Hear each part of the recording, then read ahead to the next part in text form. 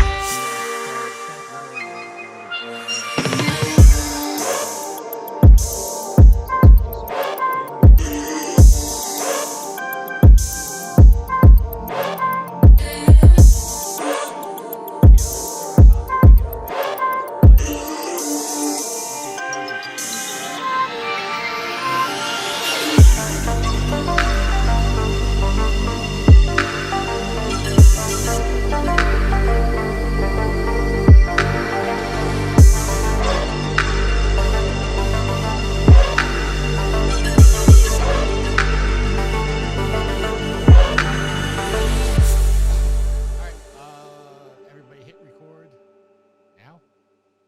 I am recording. Okay. Yeah. My squigglies are squiggling.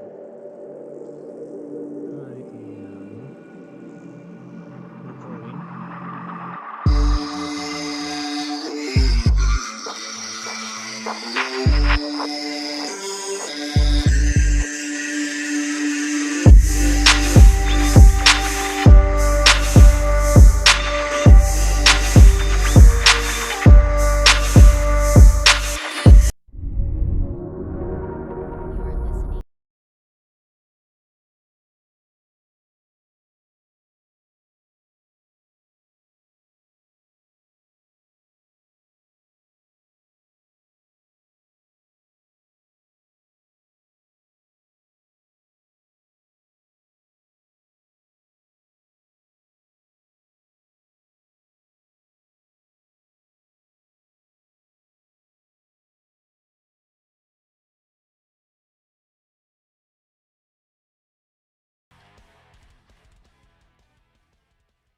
Hello, everybody, and welcome to Trophy Wars. This is episode 593. I'm your host, Tricky Mick. Alongside with me, the man, the myth, and the guy that Skype hates. It's Alex. Yeah, but you know what doesn't hate me? It's Dead Space. Happy 15th anniversary to Dead Space, the greatest survival horror franchise in video games. He brings the awesome, and he hates speculation. It's I yield to no one. And that's not speculation. That's fact. And he's the man that keeps the fires burning. It's Mr. Matt G. You know, Tricky, I think you and I were closer than we've ever been physically from a location-based perspective yesterday, and we still couldn't make it work. That is true. And I think we were actually closer than you really know because I literally drove past the Javits Center. Yeah, well, we were focusing on a couple other things than looking outside for dump trucks. Well, that's fair. And it was a lot earlier than, we even talked about speculating of getting together. So I was going to text you, say I'm outside, but I'm like, nah, they're probably in a panel or doing something. It's like, nah, I'm going to leave them alone. And then literally 45 minutes later, you text me going, yeah, we're calling it early. I'm like, okay. Oh, gentlemen, how are you? I'm tired. I hate landlords right now. What did you piss off your landlord?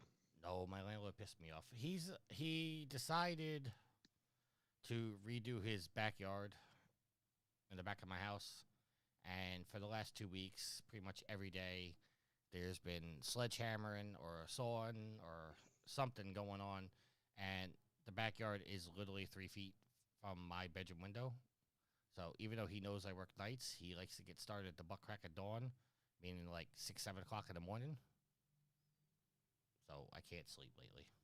So I've been up today since 5:30, which is, as you guys know, very rare for me. You gonna fight him? I'm not gonna fight him. That's probably wise, but it doesn't necessarily make for great content for the show if you're not gonna fight him. No, Caneless. Yeah, you should so fight him and put it on the internet. Caneless in the chat says no sleep till Brooklyn. No. Ooh, that's nice. Good. That's a nice Good pickup there, reference. Caneless. Good reference. Good reference from a horrible band. Ooh. I feel like I saw that attached to some piece of media recently, but I can't remember what it was. It's probably WWE SummerSlam. That could be. Yeah, that'd probably be a good guess. Since they've been doing them at the Barclays Center lately. Except for last year. Last year, I think they did in Detroit, didn't they? Yeah. This most recent one, yeah, they did Detroit. I think the 2 or 3 prior to that was in Brooklyn. Oh, but other than that, gentlemen, how are you? I'm still alive. Yeah, I got another platinum trophy, which is good. I like that. And well, we don't need to be talking about what games we've been playing just yet, but it's getting a little chillier here, getting a little colder, feeling a little bit more like fall. The leaves are starting to turn colors, and yeah, we're finally out of the heat of summer. It seems like a short respite before we go to the extreme cold of winter, but I'll take whatever fall I can get. All right. And Matt, how was the old con of comics? It was cool. Unfortunately, the problem with buying like single day tickets to Comic-Con is when you buy them, you really don't know what panels are going to be taking place on that day. You might have, what guests are around. So when we went yesterday, V and I were looking for panels that we might be interested in, and there wasn't a whole heck of a lot of panels that we really wanted to do. So we spent most of the day going through Artist Alley, going through the dealer's room. We got some cool t-shirts. We both bought a mystery box each. I got a Transformers mystery box. She got a Hogwarts Hufflepuff mystery box, which netted Zelda a Hufflepuff dog toy, which was pretty neat. And then we had some, we ate con food. We took a lot of pictures. We had pictures taken of us. So it was a successful day, albeit, we cut it a little short. We were growing tired and came home, kind of crashed, sat around all day today, just doing nothing really. How did the Ticketon costume turn out? So, fun story. So, V has been working predominantly on the hammer part of the costume. And, I've been helping her here and there. And Thursday night, I had the brilliant idea to ask the question, hey, we've been working on this thing. Did we check to see if it would fit in any of our cars? The answer was no, it would not. So, that's Friday, where you call trick. That's where you call Tricky to bring in the trash truck. the Friday night panic build of a second hammer. I don't think we've ever been able to build something so quickly. But we then got up super early on Saturday to put on the finishing touches.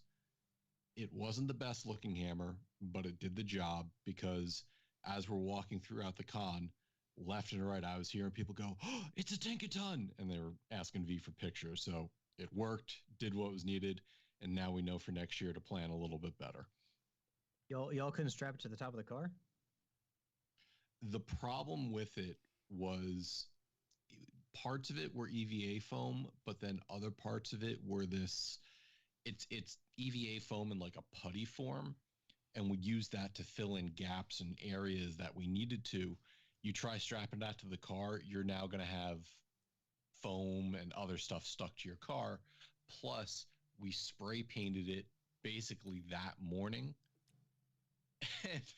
And on top of that, as we're walking through the city, it gets rained on. So paint is now melting all over the place. It was a shit show of the highest order, but we made it work. I think he meant the original hammer, not the second hammer. That would have been the same deal. Okay. Sorry, like I said, I'm a little out of it. Let's do our updated trophy counts. I am level 894, total trophies of 29,380. with 817 platinums. I had to get a platinum today just to keep Sid at below me because I saw that SOB got another platinum today. That's fine.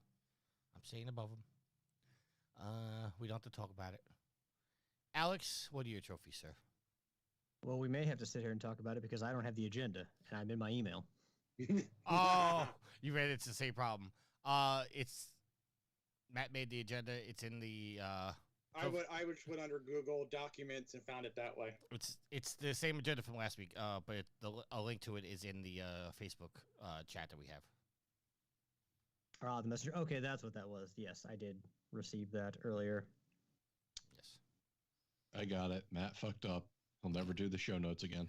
No, do the show notes because I gotta tell you, I told you this morning. It's kind of refreshing. I woke up early, and I was like, you know what? Let me do the show notes because I did them last week, and then Matt started doing the show notes. I was like, oh, okay, good. Somebody else did the show notes.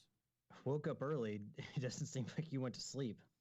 Oh, I got like an hour sleep right now. So you didn't go into deep sleep, so you didn't get to sleep. Listen, an hour for me sometimes is all I need, but today I definitely need it. I've been working like a madman lately. That's all the time. That's why you're going to be able to retire early because you're killing yourself to work 70,000 hours every week. Okay, I got it. Thank you for making the agenda, Matt. I just didn't think straight. So I am level 495, total trophy count of 9,410, and platinum count of 161 in 160 games. Yield. Oh, let me bring the agenda back up because I was on a different window. I am currently a level 502 with a trophy count of 9834 and holding steady with a platinum count of 176. Matt? I am level 218, and for those of you paying attention last week, might have seen my typo because I have gone down in total trophies from 1277 last week to 1273 because I can't type on a mobile phone. And I am rolling along with my big old goose egg of platinums. You went down in trophies? Yeah, last week I accidentally typed 1277, and when I went into the show notes today, I saw it, and I was like, well, that's not accurate, so I had to edit that. I thought I did this. Wait. Now you're confusing me. You're easily confused. No, I added 4 trophies last week to your account because you said you got 4 trophies. Yeah, well, then I had gone in there and made the edit before you went in and updated my trophies then. Oh, 10-4. Understood now. So I gave you 4 and you gave yourself 4, so got it. And Sid is level 875, total trophies of 25,808 with 815 platinums. Suck it, Sid. You're still below me. Why do you get what's that about? You said blow you. I said suck it. I didn't say below me. Oh, I said below me, not below me. Yeah, you said below me. I said below. BELOW. Below. And I see Gaz in the chat. He hasn't said anything. Garrett literally just posted a rarity update in the group, so go check it out. Yeah. All right, so let's get into what we're playing. Matt, we'll start with you because I know you said you had a little bit of a gripe, and I'm going to give you the floor first. Yeah, so here's my gripe, and you all know my stance on this. So I played Callisto Protocol thanks to my waning PlayStation Plus subscription, another high-quality game. And as I mentioned, for the first time in a long time, my trophies went up. 2 of those trophies, 2 of them, 2 whole trophies came about because I literally walked forward in the game. I was on my ship. I walked into the cargo area, and it's like, explore the cargo area or some BS trophy like that. I was like, really? That's what earned me the trophy? You know, I've become so angered by this now. I've gone into my PlayStation profile, and I've turned off all trophy notice pop-ups. I don't want to know when I get a trophy because they're so worthless. They used to mean something. It used to mean that you knew the game, that it challenged you in some way. And now I get a trophy just by walking into a cargo area. Thanks. Anyways, the game is actually pretty decent. It's not entirely challenging. I know that there's been a number of patches since it first came out to adjust the combat, and I can literally now just hold the controller one way or another to dodge the monster swipes. So I'll continue playing through it until at least I get bored of it. But more importantly this week, I am now the proud owner of a MetaQuest 3. And that is a fun little piece of technology. So this is Meta's Facebook's newest VR headset. And with it, I've been playing a whole bunch of games that are specific to it.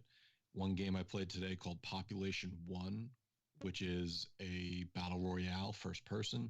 And it's very different when you have to aim down sights and manually reload. I can say the same thing about another game I got called Contractors. It's another gun sim FPS, and it has, what particularly got me about this game is it has a zombies mode. And the zombies aren't particularly threatening, but they've got zombie dogs, they've got Hulk zombies. And again, if you're used to playing something like COD Zombies, where you have your bullet count on screen, you know how many bullets you have and when you can reload, or if you point and click a trigger, when you're manually aiming and you have to line up those shots, use a gun just like you would in real life, using the iron sights or using some sort of scope, and you're firing along and suddenly that gun clicks and now you have to manually reload by finding your magazine, your clip, manually putting it into your gun, pulling the chamber, or activating some trigger to reload the weapon. It's a very different type of game. So they don't throw a whole ton of zombies at you, but they throw enough to cause you to panic if you suddenly run out of ammo. And same thing, it's got upgrade points, and you could buy new weapons, and it goes through a tree that you can get different weapons based off of your choices. So that's been a fun game. And then I also tried a bunch of the other normal VR games, Beat Saber, Pistol Whip, things like that, just to get back into the motion of it. But I am waiting for a couple other awesome games to come out in the next couple months. And that is predominantly what I've been playing. A lot of VR stuff this week. So you are a VR supporter. Oh, yeah, I absolutely love VR. It's cool, and I think the technology that has come out is really good.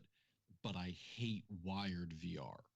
And my issue is it kind of is built upon the software for it.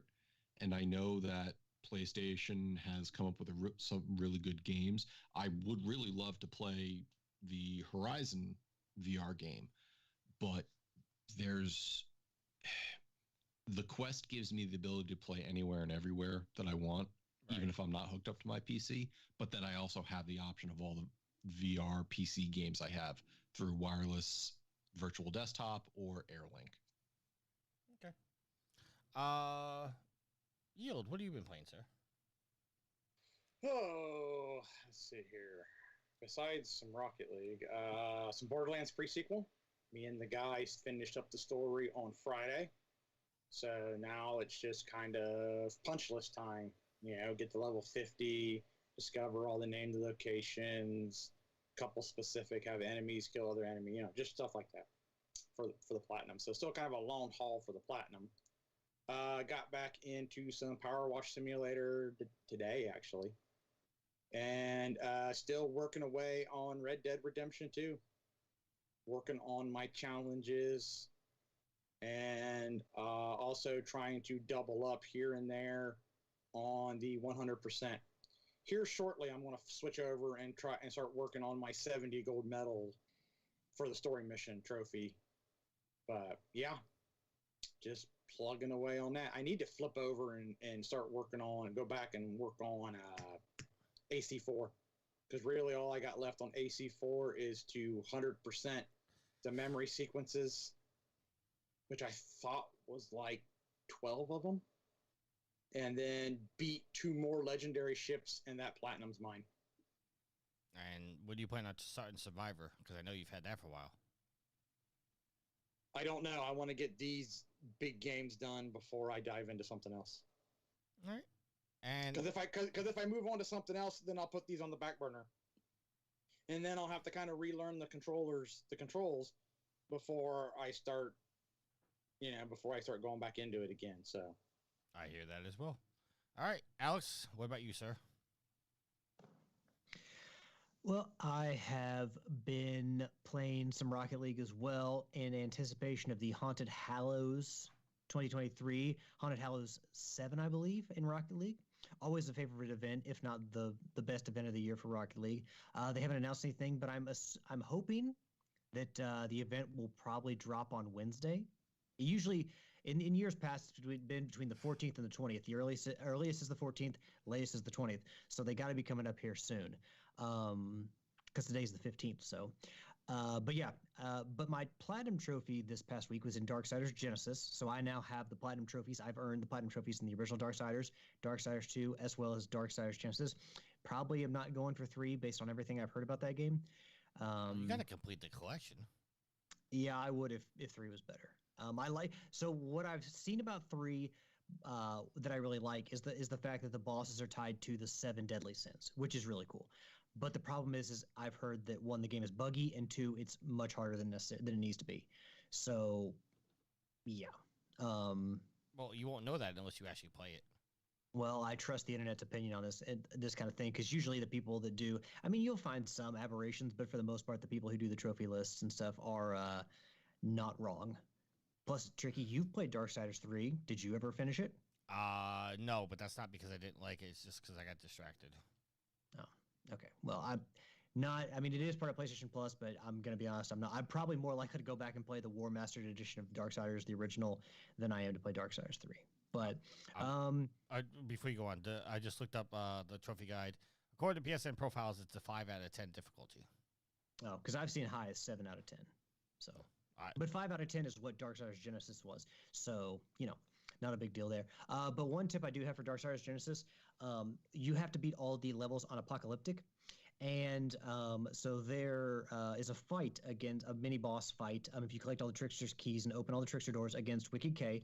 Wicked K, of course, is a mini boss in almost every single, or a secret boss in almost every single Darksiders game. And if you beat him, beating him counts as a finishing the level in Apocalyptic. So essentially, with the Wicked K fight, which counts as a level, there are 17 levels in total. You only have to beat 16 on Apocalyptic, which means you don't have. If you beat Wicked K before you do like Apocalyptic stuff, you don't have to do one of the levels. And I suggest there's only one level that I had trouble with in doing my Apocalyptic run. Beat all the others except for the fourth boss fight against Dagon. He's the last boss before Moloch, and he's fucking hard as shit, because he's one of those ones that's it's like on a raised platform, and if you get knocked off, you die. No questions asked, you just go back to the start. There's lots and lots of just shit going on the screen, small area where you can easily get knocked off. So I would highly suggest skipping that one and then just doing all the other levels. Do 16 of them, and you're good to go. So if you are going to play this game and you're doing Apocalyptic, if you beat Wicked K, you do not have to do the Dagon fight on Apocalyptic. You can skip it and just do all the other levels, because you only need to do 16 on Apocalyptic to get the Platinum Trophy. So that is my trophy tip for you all, because like I said, that level is fucking hell on Apocalyptic. It is awful. And I don't know why they made the decisions to that they did during the fight, but yeah. So Platinum Trophy in that, and then I have started playing the Separate Ways DLC for Resident Evil 4, further cementing my assertion and belief that Dead Space is the best survival horror game and the best remake from this year. Because, look, I get why people like Resident Evil 4 so much.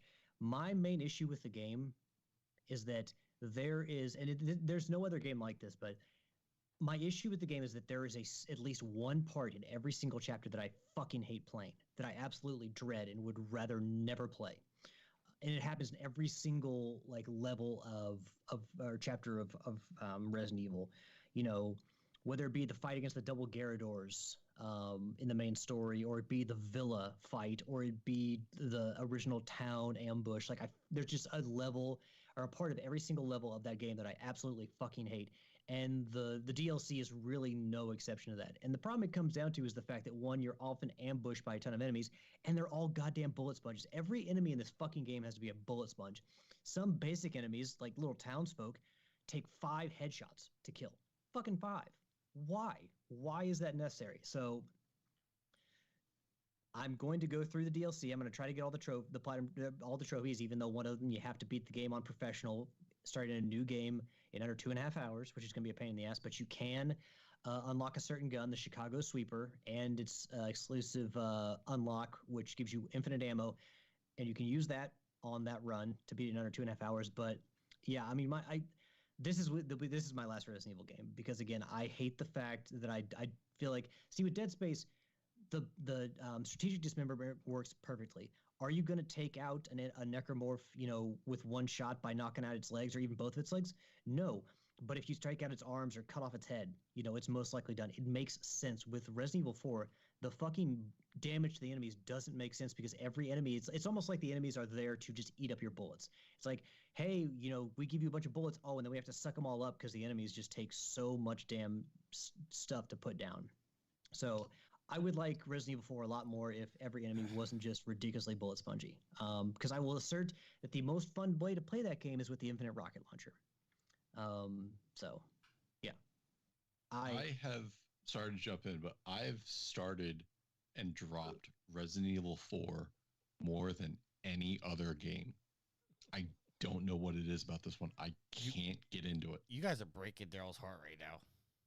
I mean, I'm not trying to shit on Daryl. If he loves Resident Evil 4, like, I get it. I get why people love Resident Evil. It's not like he's the only one. It's probably the crown jewel of Capcom's entire catalog. People love Resident Evil 4. I just play this game, and I get quality shots. I get good shots. I know how to play the game by now, and just they put you in situations where the combat is intensely frustrating. Like, you're in in the DLC, in one of the sections, you're in a small room with these suits of armor that are infected. They have the Las Plagas, infection in them, and at first, the armor mostly covers up the infection, but then, you shoot and you hit the actual, I don't know, body of the infection, and then it like sprouts up and becomes more and more, visible to where you can shoot more and more areas. But you're in a small area cluttered with furniture with 2 or 3 of them at a time, and then there's outside the cell, because you're behind bars in a cell, there's 2 archers with shooting flame bows at you, and just like, why is all this necessary? And so, yeah, I'm not trying to shit on anybody who likes Resident Evil, but I just cannot stand parts of this game. And it comes down to the combat and everything being so damn bullet spongy, even on the normal difficulty. And yeah, you can upgrade your weapons as you go. You can do that. But even at the beginning of the game, with the most basic of enemies, bullet sponges. And I've never understood why the game has to be that way. All right. Why Capcom hasn't set on something more, like, I don't know, amenable. So. All right. Caneless in the chat says he loves the Dark Side of the series. Caneless, I just wanted to show you, if you look at Twitch right now, right there, I have all 5 statues. Who's the 5th one? I assume it's the Horseman, and then who? Volcrum. Who's the 5th? Volgrim, okay. Volgrim's, I mean, honestly, if they came out with a line of toys for the Darksiders, I would probably get in on that, because they got some cool-ass characters in that series. In order to get, was it, I think it was Darksiders 3. In order to, no, could have been 3. Hold on, I'm thinking.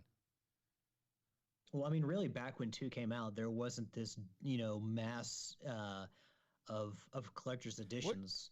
What was the $400 Darksiders collection? Was that 3? It would have to be, because I don't think that they came. Like I said, back when 2 came out, it was a long ass time ago. I don't think that they were doing collections as rampantly as they do now. Yeah, that was it came with all the, it came with all the statues. I could easily just walk over and see what it says on the box, but it came with all the statues. It might have. So there's a Darksiders 3 collector's edition for PS4 that's $144.95 on my Amazon. Stand by, I gotta go look. Hold on. Vamp for a second. Okay, well. Yeah, hold on. I'm looking at pictures here. Sorry, folks. I know this is not. I really hope they're definitely. Oh, there's one that came with a mask, Death's Mask for Darksiders 2 on a stand. definitely don't know. They came out with like 20 different versions of Darksiders too, because I remember it coming out, and I remember a Wii U version, and I remember I'm back, but I don't have my it ears being in yet. Hold on. re-released definitive division. Definitive. Yes, thank you. I knew it was some silly name. All right, so for the record, it was 3 and it was Apocalyptic Edition. Well, I'm assuming they're trying to make as much money on they can as Darksiders 3, because that was after THQ proper was disbanded and the Nordic took over, and you had Vigil was lost to the sea, but then they had Gunship Games was formed from vets of Vigil Games, and then you had Airship Syndicate later on do Darksiders Genesis. So I mean, I can understand why they would try to hit you with a big collector's edition, because I'm sure that they were trying to prosper on the after that tumultuous time when THQ went under. Oh, I just sent a link to everything. It has every statue except for Strife, and I think I got Strife as a collector's edition for Genesis. So yeah, because I mean, Strife is in a cutscene in Darksiders 3, because all the horsemen meet in a cutscene in that, but obviously you don't play as Strife until Genesis. Yeah. Dan Tucker's in here. He's lurking, so he's probably not going to talk. And I've been playing, obviously, I've been playing a little bit of Division 2. Mostly playing Assassin's Creed Mirage. Played a spam plat just to get a hold of Sid, head of Sid. Trying to think, what else have I played? I got the platinum in the PlayStation 4 version of Humanity. Again, I highly recommend that game. It's a thinking man's game. Proud to say. Wait, we talked about that last week, I believe. Did you get it a second time? Yes, I got the 5 version the first time, and then I liked it so much I went back and got it on the PS4. And this time I didn't use any guides again, which I'm proud of, but it's less impressive this time because I already knew the solutions. Touche. Now, I'm sure we're all wondering hey, Tricky, how's Assassin's Creed Mirage? I'm liking it. The combat is horrible. Let's just go right there. There's a fighting mechanic. Excuse me. I'm coughing as I'm about to light another cigarette. That sounds like you. Yes. Maybe don't light the cigarette. We've tried, Mac. We've tried. There is a mechanic that when you're fighting, if they light up gold before they strike, you can parry it. But if they light up red, it's an unblockable attack, and you have to dodge it.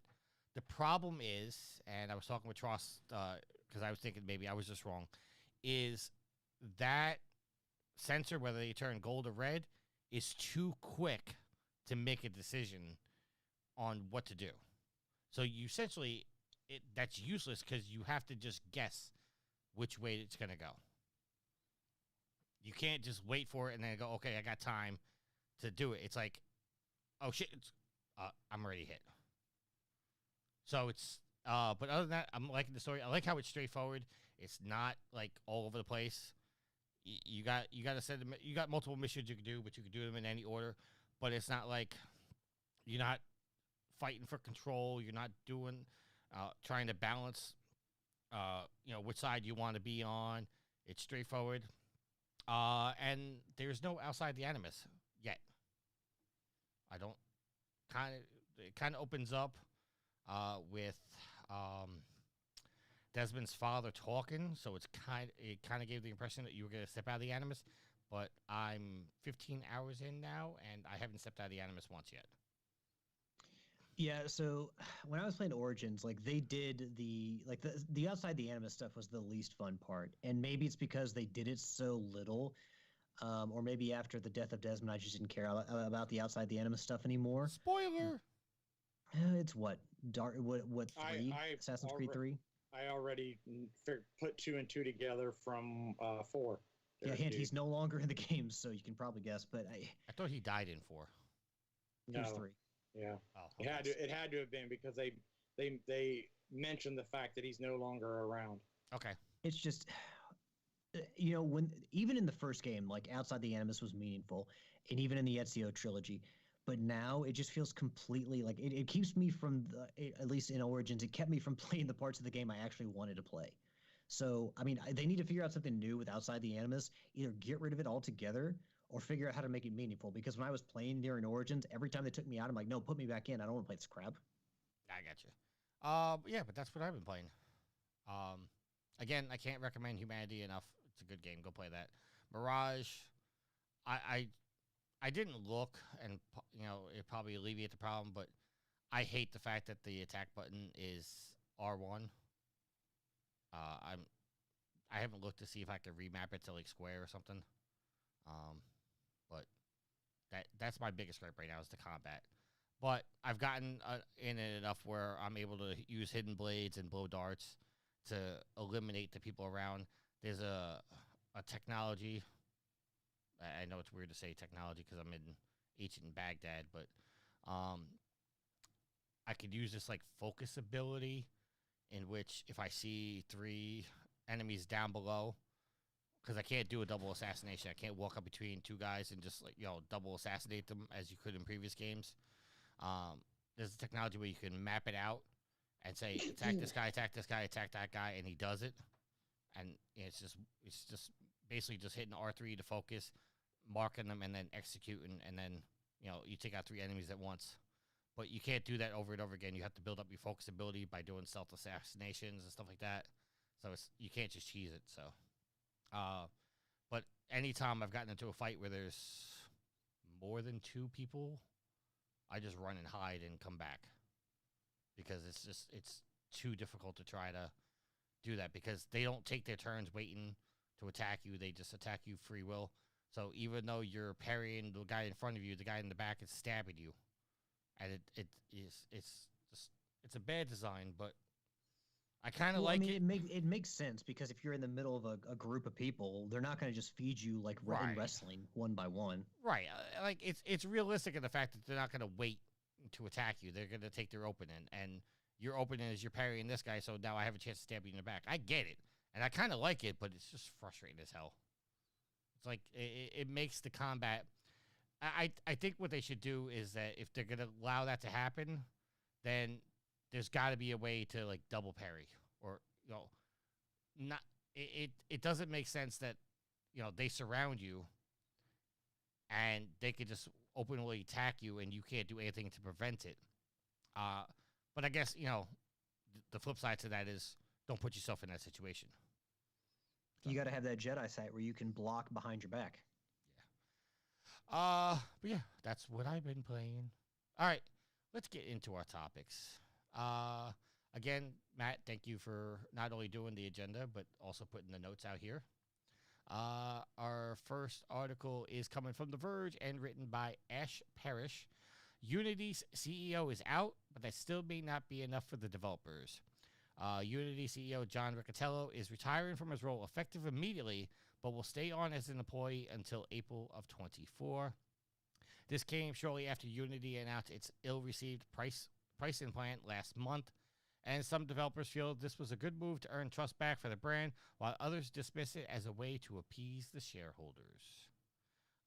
Hey, I do want to point out that good old Jim Ryan and John Riccitiello looks like both of their calendars have opened up, so they could go and hang out, go on vacation together. Because I believe that Jim Ryan's gone next April too.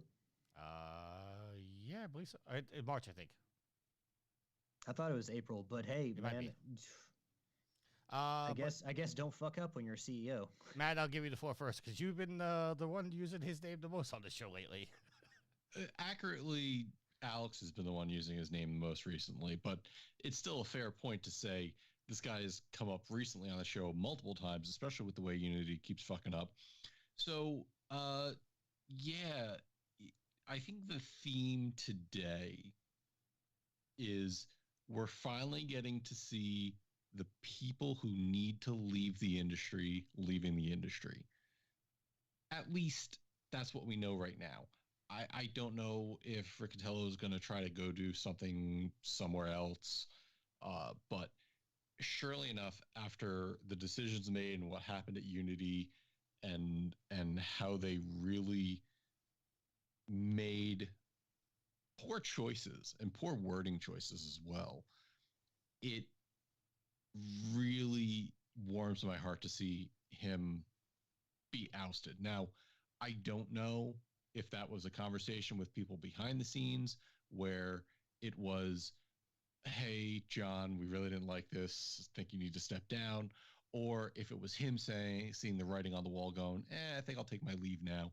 The problem is these guys like Riccitiello don't get what they deserve. They're going to leave with a golden parachute, as we're also going to see later.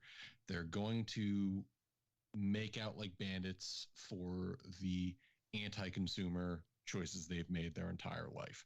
So with that said, fuck John Riccitiello. All right. Alex, your thoughts, sir. I've tried to think of any positive news attached to John Riccitiello in history, but I don't think that there ever was, except for when EA picked up Brutal Legend. I think that was one of those moments where it's like, oh my God, shining moment. EA is the hero and Activision's the villain. But yeah, generally when you talk about John Riccitiello, it's something very negative. But I mean, yeah, I'll just need to get Bobby Kotick out of Activision and have Microsoft get rid of him, and we're one step closer to having, or we're one less person in power that doesn't need to be in power in the video game industry. But yeah, I mean, what can you say? Unity was trying to fuck around and get more money in a way that they shouldn't, and they pissed off a lot of developers and a lot of the people that were at the studio or at the company didn't agree with it. But and we talked about it before, Riccitiello was trying to find a way to sell people bullets real time in a multiplayer game when they ran out. Like, that guy will try to make money any way he can. And I get it, it's a business, but there's sometimes when even the devil can go too far. So Riccitiello didn't need to be there anymore. He was driving Unity down, especially if he was the one making that decision. And yeah, it's a good thing for Unity. Hopefully they can get back on their feet and keep making their engine and regain their prestige in the game industry. And I don't know anyone who would hire John Riccitiello, because after what happened at EA, him being there, his tenure, and then now in Unity, you'd have to be a fool to bring that guy in. Yield. Good riddance. Okay. I think Yield and I said the same thing. Yield was just more poetic and shorter about it, more concise. All right. Anybody in the live stream, I just messed around with the stream because I was tired of the trophy cards covering up that beautiful face of Matt, so I moved them. Wow. Good job. Nobody said anything. I don't know what you expect us to say. I'm not watching the stream, so I don't know. I'll take your word for it. No, it was just I was dead silent. Like, okay. I really don't have a comment on this because until recently, when you guys started saying his name, I didn't know who the hell he was, and even when you were saying his name, I didn't know who he was until just now when I found out apparently he was the CEO of Unity. I guess I just never really cared about Unity. Next topic we have. Over 6,000 industry jobs have been lost in this year alone. This is coming from Sophie McAvoy over at GameIndustry.biz. Layoffs and studio closures have eliminated close to 6,100 jobs in the gaming industry this year. A technical artist, Farhan Noor, has been tracking numbers since the beginning of 2023 on the website videogamelayoffs.com. The reason for these it's so bad they have to have a web page for it. The reason for these numbers has varied greatly. Reasons such as economic climate, high interest rates, slowed growth, and rising production costs are just a few. Over 80 gaming media companies have been hit with layoffs this year, with Embracer Group having issued the most rounds of layoffs. Unity marks the highest number of layoffs by one parent company at 900, with Epic Games in a close second at 830, as previously reported on the show. However, numbers may even be higher than we thought, as certain companies may not be reporting their numbers. Such companies as Microsoft, Disney, and Meta eliminating tech positions this year that may necessarily be part of their gaming portfolio. I just want to add a topic, a thing from last week's show. As Ro pointed out, if the layoffs don't hit a certain number, they don't have to report it. Where if they do hit a certain percentage, they do have to report it legally. So just to back that up, it's like there may have been layoffs that we don't know because the companies didn't have to report them. Yield will go to you first, sir, on the layoffs in the industry this year alone. I'm the naysayer of the group where I feel I'm kind of torn. I'm on Alex's line of thinking where we need to rein in production costs of games. I also kind of feel that there may be some dark times coming because, everybody 2 years ago, we were in a buying war, it felt like. Everybody wanted to be bought up, have that security, and then now here we are, and we're laying people off because it almost feels like they bit off more than they could chew, and now to make money, we gotta cut the fat, so to speak. Experience would tell you, or I shouldn't say experience, history would tell you that some of these people will rebound. Some people may even grab a bunch of other people's and form another company. And, the gaming industry will evolve and some good stuff will come out of it. But since I've been podcasting, we'll put it that way, because I didn't pay much attention before the internet. Since I've been podcasting, I don't think we've ever had a year where we've had this many layoffs from so many different companies.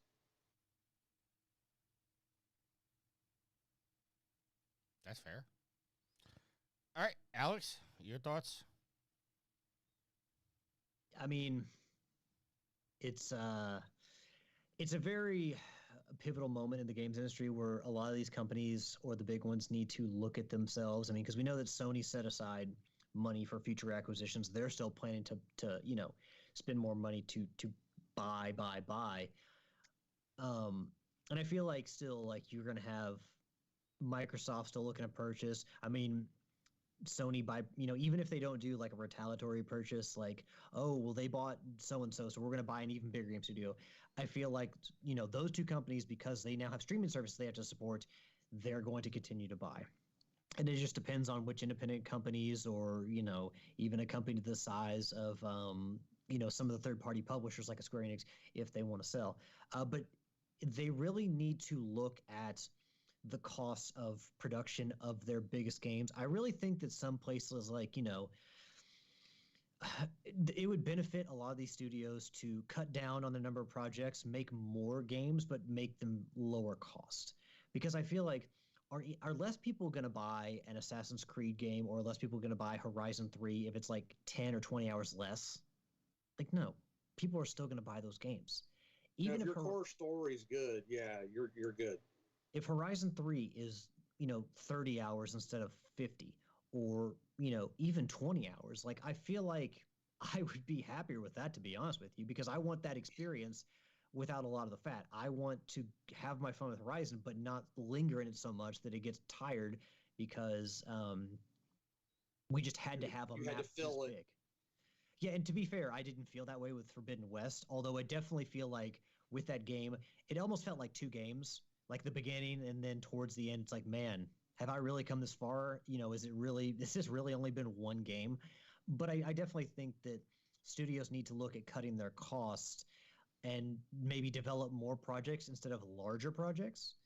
I don't think that people would revolt if, AAA games went down in cost, but also weren't as long. Like, we all have a limited amount of time. I'm not going to be mad if companies stop making 70-hour games or 50-hour games and cut them by 20 hours. I won't be angry. I'll probably be happier. I gotta cut you off there a second because I don't think the problem is the length of the game. I think people are worried about the quality of the games. Like, if they start cutting the cost, then I think most people would argue and say the game's not going to be as polished as it should be. Like, there's going to be frame drop issues. There's going to be graphic issues, stuff like that, because they didn't have time to work on the game as much as possible. I don't think it's so much lengthwise. I think it's more the quality of what we're going to get rather than the length of what we're going to get. That's just my personal opinion. Tricky. How long have we been in this state of mind for developers, game companies? Right. Well, we can't let them, resell the game to GameStop. So the game has to be X length. It has to be this many hours. Or with like the Batman Arkham series, oh, the map's double. The map's double in this game. Like, it just keeps doubling and doubling because they think that that's what's going to sell to more people, and that's what's going to make more money. The game's always got to be bigger. The game's always got to be longer. And like I used with Assassin's Creed Origins, there are parts of that game of the map where there's one thing to do. One. Right. And it's like, so I do think length and size of the game is an issue. I still want quality assurance testing in there. Obviously, I still want a quality game, but the mere fact that game companies for so long have focused on killing the resale market, or at least stymieing it by games have to be this long so people don't turn games in after a weekend or something like that. I think that does matter. I mean, and I'm not trying to throw shade, but one of the reasons why like Starfield was turned off to me is they were talking about how big the world is, but I think they said like 80% of the planets don't have anything to do on them. So why those planets even exist? So. I guess to make the universe feel bigger, but again, that's one of those things where like Bethesda games are typically massive and they take a massive amount of time to develop. And I think that even they would benefit from, because if the game is fun, even if there are some games that benefit from having a really good story, and there are some where the gameplay is so fun, honestly, the story doesn't matter. You can have a game. I truly believe that Bethesda could make their games, could cut them by a third, and still make really fun games that people want to play, and they would sell really, really well. I don't think you need to have a $100 experience for it to sell. All right. Matt, your thoughts on the layoffs? Without knowing specifically the departments or the areas hit the hardest, I think it's a common fact that, companies spend a lot of money on advertising, and that takes up a good portion of the budgets that they gleefully advertise.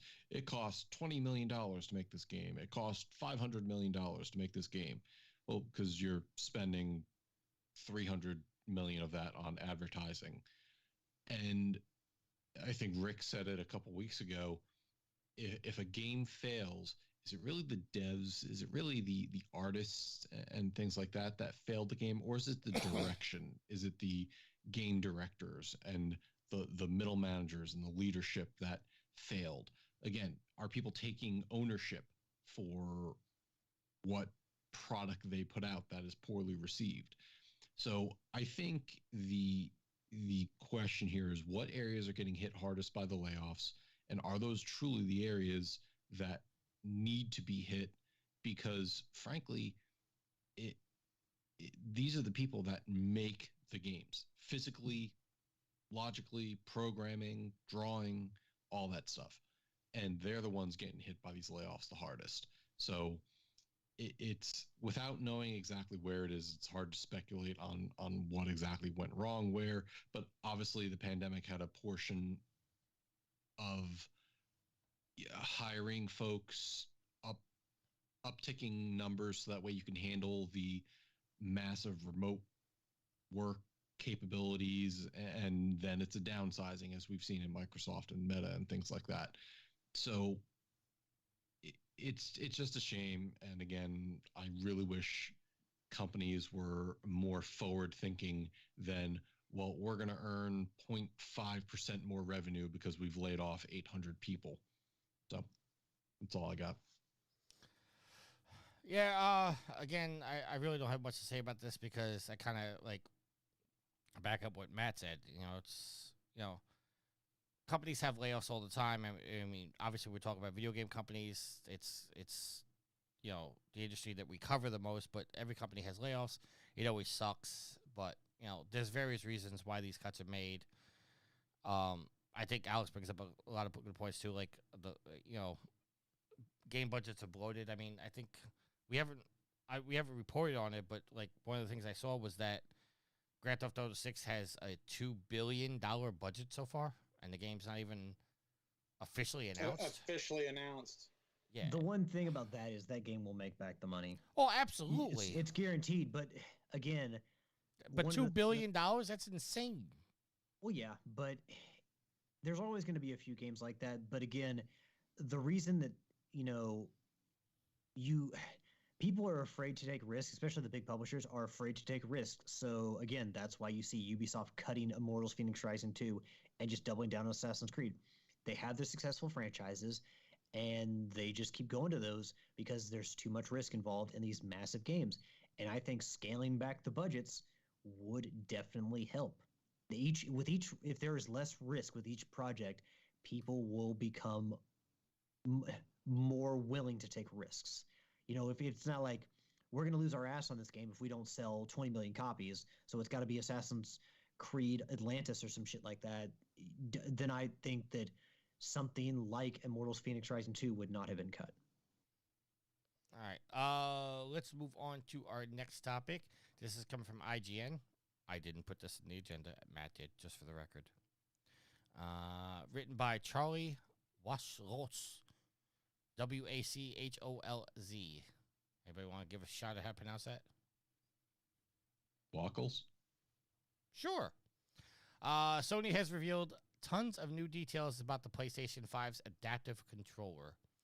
Formerly known as Project Leonardo, the PlayStation Access Controller is Sony's first ever adaptive controller. The goal of this device is to mitigate the entry barriers for gamers with disabilities.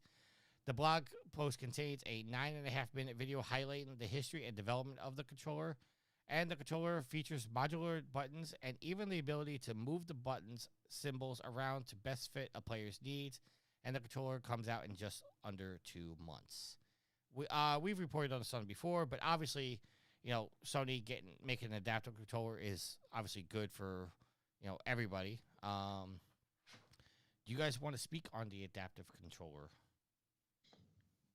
I mean, obviously we haven't used it, but if the idea is to, because these companies make tons of controllers, but if the idea is to make it more accessible to people who have disabilities, that's a good thing. I don't think anyone's going to knock that. So, All right, Yield, you have any comments?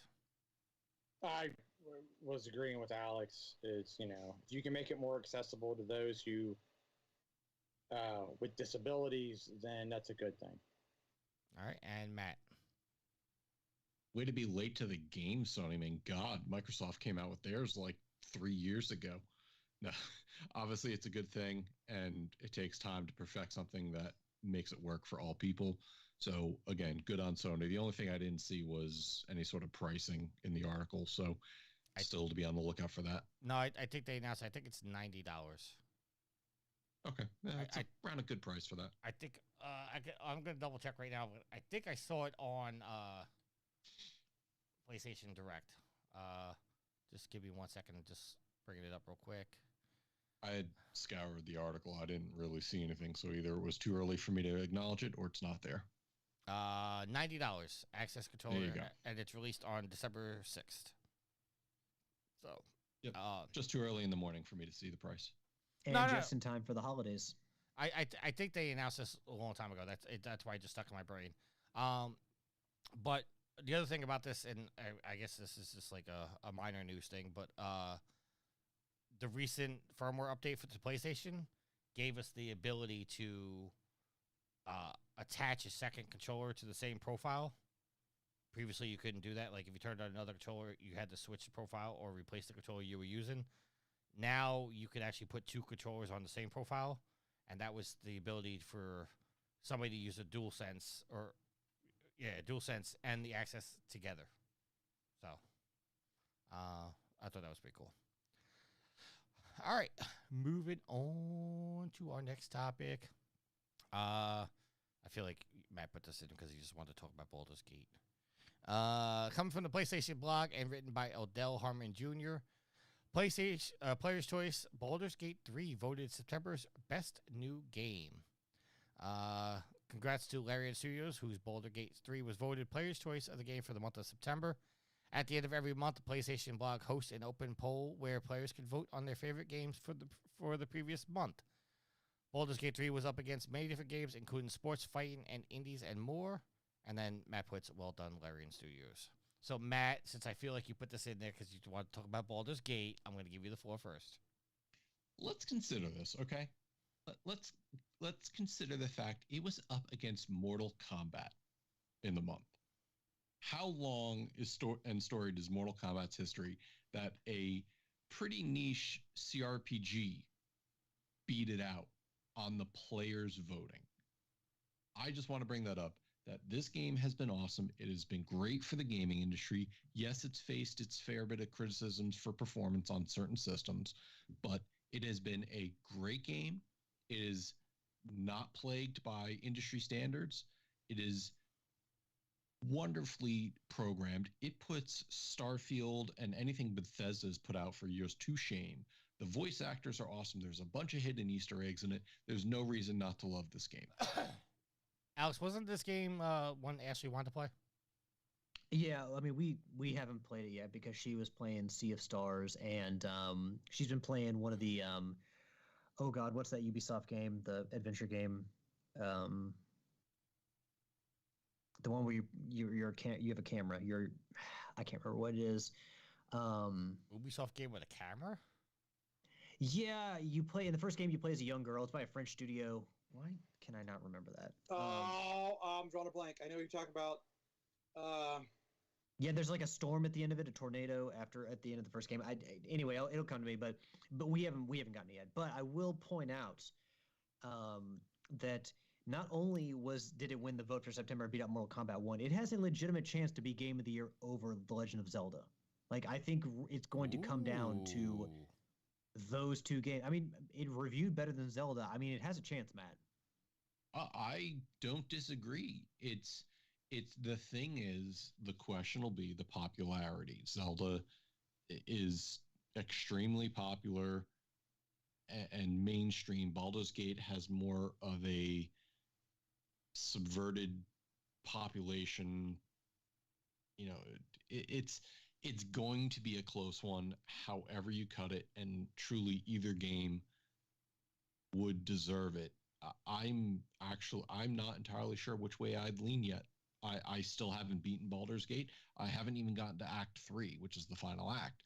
So I can't say for sure with a fair shake at it to say that it wouldn't be my game of the year. Yes, Life is Strange, Yield. That was the game I was thinking of. She's playing the third game in that series. Square Enix. That's Square Enix? I thought it was Ubisoft. Okay, okay, Square Enix then. If you said Square Enix, I would have known off the start. I'm thinking Ubisoft game with a camera. Why I fucked up. Well, Beyond hey, Good and Evil. Yeah, that is one. Jade had a camera, but I wish we were playing that game. I wish we were playing Beyond Good and Evil too, but still no. But yeah, I'm just waiting on positive news from that game. I'm waiting for any news. Any news on that game. Put your fingers up to its neck and see if there's a pulse. Damn. All right, well, Tricky, we gonna get Yield's opinion on this, or? Yeah, I'm sorry. I thought you were still gonna go because you kind of get long-winded sometimes. Yield, your thoughts? What, on Baldur's Gate 3 excuse me, princess. What, on Baldur's Gate 3 being the player's choice? Yes.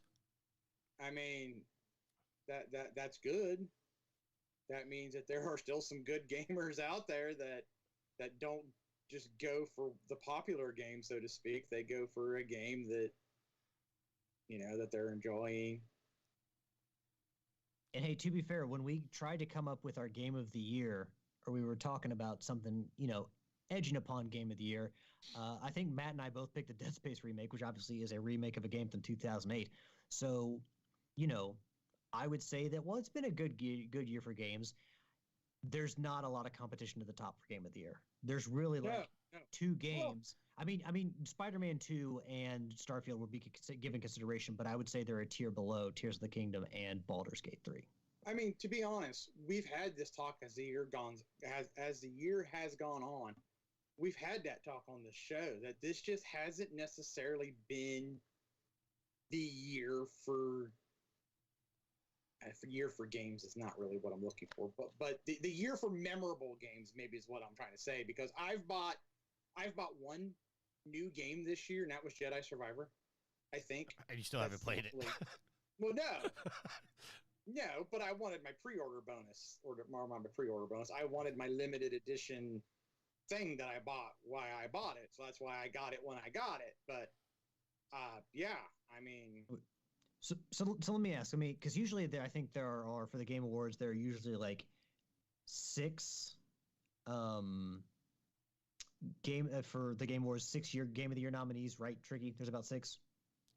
Generally, yes. So, what do we think about like these 6 games as Game of the Year nominees as it stands right now? I'm gonna go ahead and throw Spider-Man 2 in there because Sony's usually got one. Mortal Kombat 1, Resident Evil 4. I'm assuming we'll get heavy consideration. I don't think Mortal Kombat will come up for Game of the Year. You don't think so? No, fighting games generally don't get Game of the Year nominations. Okay, so do we think that Starfield, Spider-Man 2, Tears of the Kingdom, Baldur's Gate 3, Resident Evil 4 remake, and then what was the other one? Hold on. That I had. Didn't I say another one? Tears of the Kingdom. Was that the? No, you said Tears of the Kingdom. I'm sorry. Go over the list again. I apologize. I was typing the text out. So Tears of the Kingdom, Baldur's Gate, Baldur's Gate 3, Starfield, Spider-Man 2 will likely be in there. Resident Evil 4 remake, and then I feel like there was another one. Maybe it's going to be Mortal Kombat. That's what you said, but Tricky shot that down. Yeah, I feel like there was also one other game that I would throw in there that I'm looking up games released in 2023. We can just go off those 6. What do you think about those 6? What about Hogwarts Legacy? You think that has a shot? No. Jedi Survivor? Actually, Jedi Survivor was the one I was thinking about. I would say Jedi Survivor, but I think Hogwarts Legacy has a better chance than Jedi Survivor. Final Fantasy 16? I mean, Matt, you just came back, but just for speculation, so you can join the conversation. Alex is saying Game of the Year nominations are Tears of the Kingdom, Starfield, Baldur's Gate. Some speculation we put in was Jedi Survivor, Hogwarts, Assassin's Creed Mirage has got a shot. No. No, you said the combat wasn't that good. Yes, but there are Assassin's Creed fanatics out there that will say. But that doesn't mean it'll make Game of the Year. We also got Alan Wake 2 coming later this year. I don't think that. I mean, it could be. It could be. I know James McCall is definitely looking forward to it. So who knows? Diablo I don't want to 4? say no for the sake of me and James McCall, but Diablo 4. Forza. I haven't really seen. Well, you don't really get a racing game in a Game of the Year, and I haven't really seen heard Diablo making a lot of noise other than when it was initially launched. I think Baldur's Gate kind of buried that. And I mean, I don't know the game, but we also have Super Mario Brothers Wonder coming out. Yeah, and I mean, they usually like to throw an indie game in there, not just because they have to, but because usually there's what? Sea of Stars. That could, yeah. Because even I thought that looked interesting, and I haven't done a JRPG in years. What about Armored Core 6? I can't speak on that. No, listen. I will praise Armored Core 6 to the moon and back. However, it does not have the widespread appeal needed to get on a Game of the Year list. What about Lies of P? I don't really know what that's about. I know there's been some buzz about it, and I saw it in the store. It's basically a Souls game with Pinocchio. Yep. Oh, well then forget that. But that could happen. I just look how easily you dismiss that, Yield. Well, can you fight people with your nose? Like your massive that saber totally nose? sold me off of it, but people do love Souls games. So I mean, if it's and the Souls game did win Game of the Year recently. If it's it was from it has a Soft. chance. Yeah, well, Sekiro did, but Sekiro didn't have wide appeal. I mean, yes, there are a lot of people that probably played that game, but it doesn't. If we're talking mainstream appeal, you've got 1 year, It Takes Two versus Sekiro, Shadows Die Twice. Like, there's a gulf in between, which one is more mainstream and which one is more, niche. I think you're looking at definitely Zelda, definitely Baldur's Gate. I think Jedi Survivor is going to appear on that list. Depending on how Mario Brothers does, that might go on there. Spider-Man 2, I think, is going... listen, I don't think Insomniac knows how to make a bad game, so I think that might be a shoo-in to get in there as well. I would disagree. What was that Xbox exclusive game they had? Sunset Overdrive. But Yeah, I heard that. Awesome. But I heard that game was a good game. It just didn't get the Xbox love. Yeah, it was a very good game, and they eventually released it on the PlayStation, didn't they? I don't believe it ever came to the PlayStation. No. I don't think so. Hold on a second. It never came to the PlayStation, but PlayStation does own the rights to it now. When they bought Insomniac, they purchased the rights for that. And that started the speculation that, one, the game was coming over, and two, that the sequel would be on PlayStation. Because I wanted to play it. I thought it looked like a fun game. To me, it looked like a not Sunset Overdrive, a Jet Set Radio combined with Crazy Taxi. No, it was nothing like that. It was a third-person action shooter with mobility like you find in Jet Set Radio, where you have the ability to skate everywhere. Okay. And I'm sure part of that was influenced by Infamous, where you could skate on power lines. Yeah, makes sense. I think you also, Kirby's, what was that called? Or was Kirby's Forgotten Realms last year? Stand by. Kirby and the Forgotten Land was released in March of last year. Is that the one you're thinking about? Yeah, 2022. Okay, never mind then. Yeah, so adding in,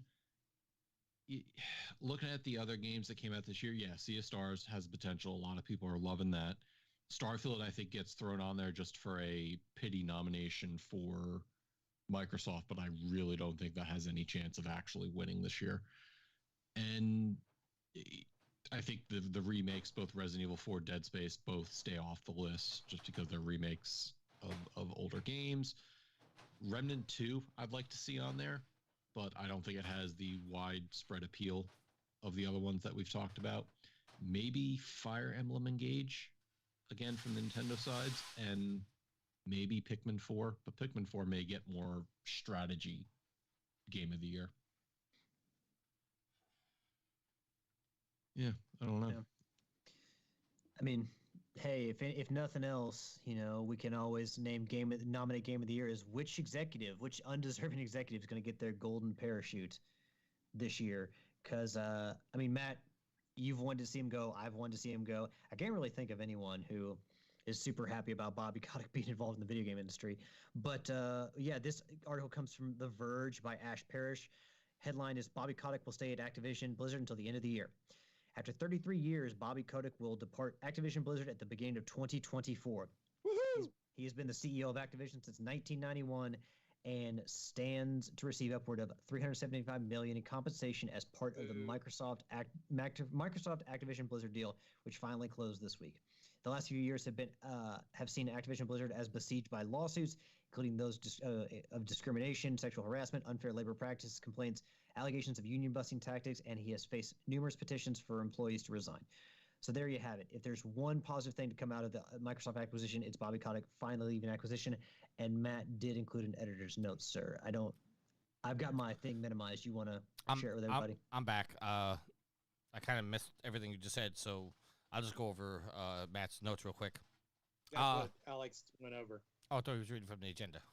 I know I was, but Matt was saying editor's note, I believe. Matt, were you? Did I have editor's note? No.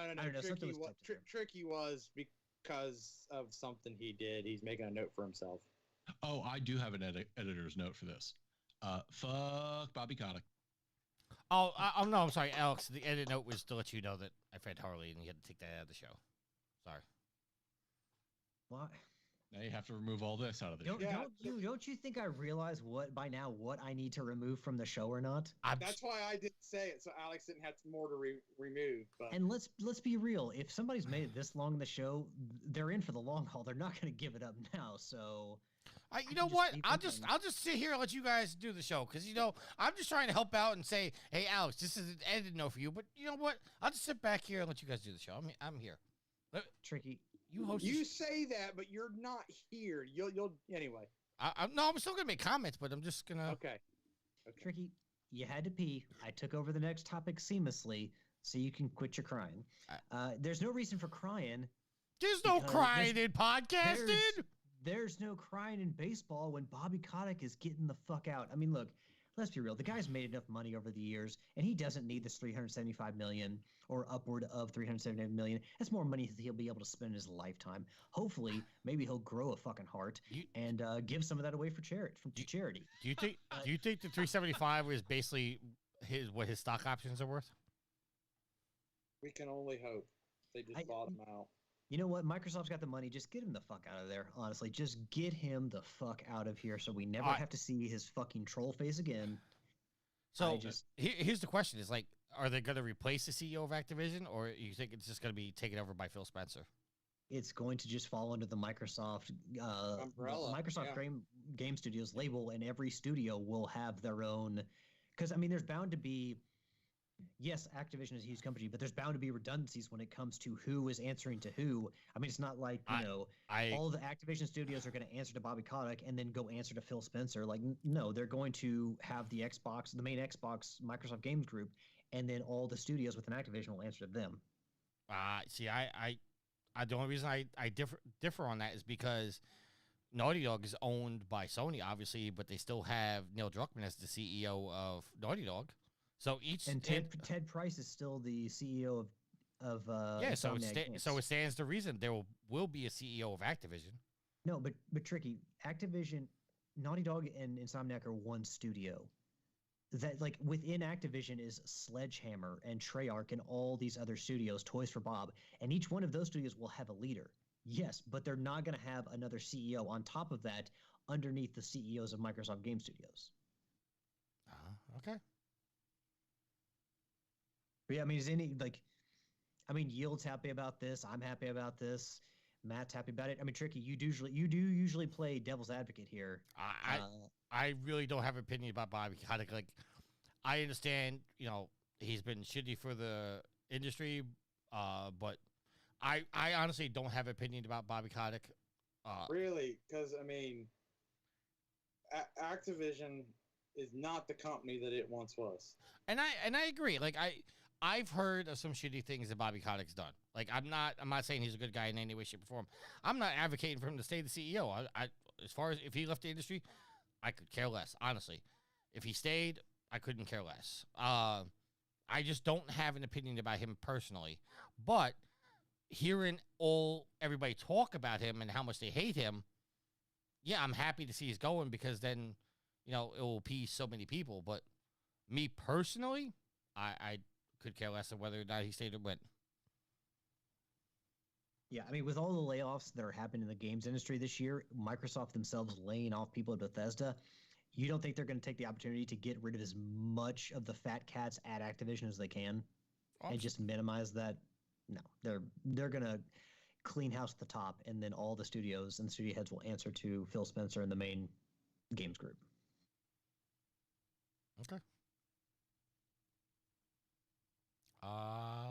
Hey, you know what? It's scary to think about Bobby Kotick staying in the games industry. We don't got to worry about that. But hey, we're in October, and we do like scary things. So how about the PlayStation Plus extra game catalog that we're getting additions to, huh?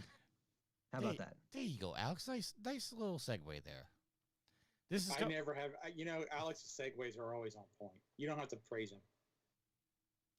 I mean, I'll take it. If you want to give me a little participation award, a gold medal for participation, I'll take it. But you would like participation trophies, wouldn't you? Your segues. Dude, talking about the guy standard. who plays the participation games to get platinum trophies. I avoided that point earlier. I wanted to ask how you guys feel about participation trophies because, frankly, when I walk forward and get a trophy, I consider that a participation trophy, and that pisses me the hell off.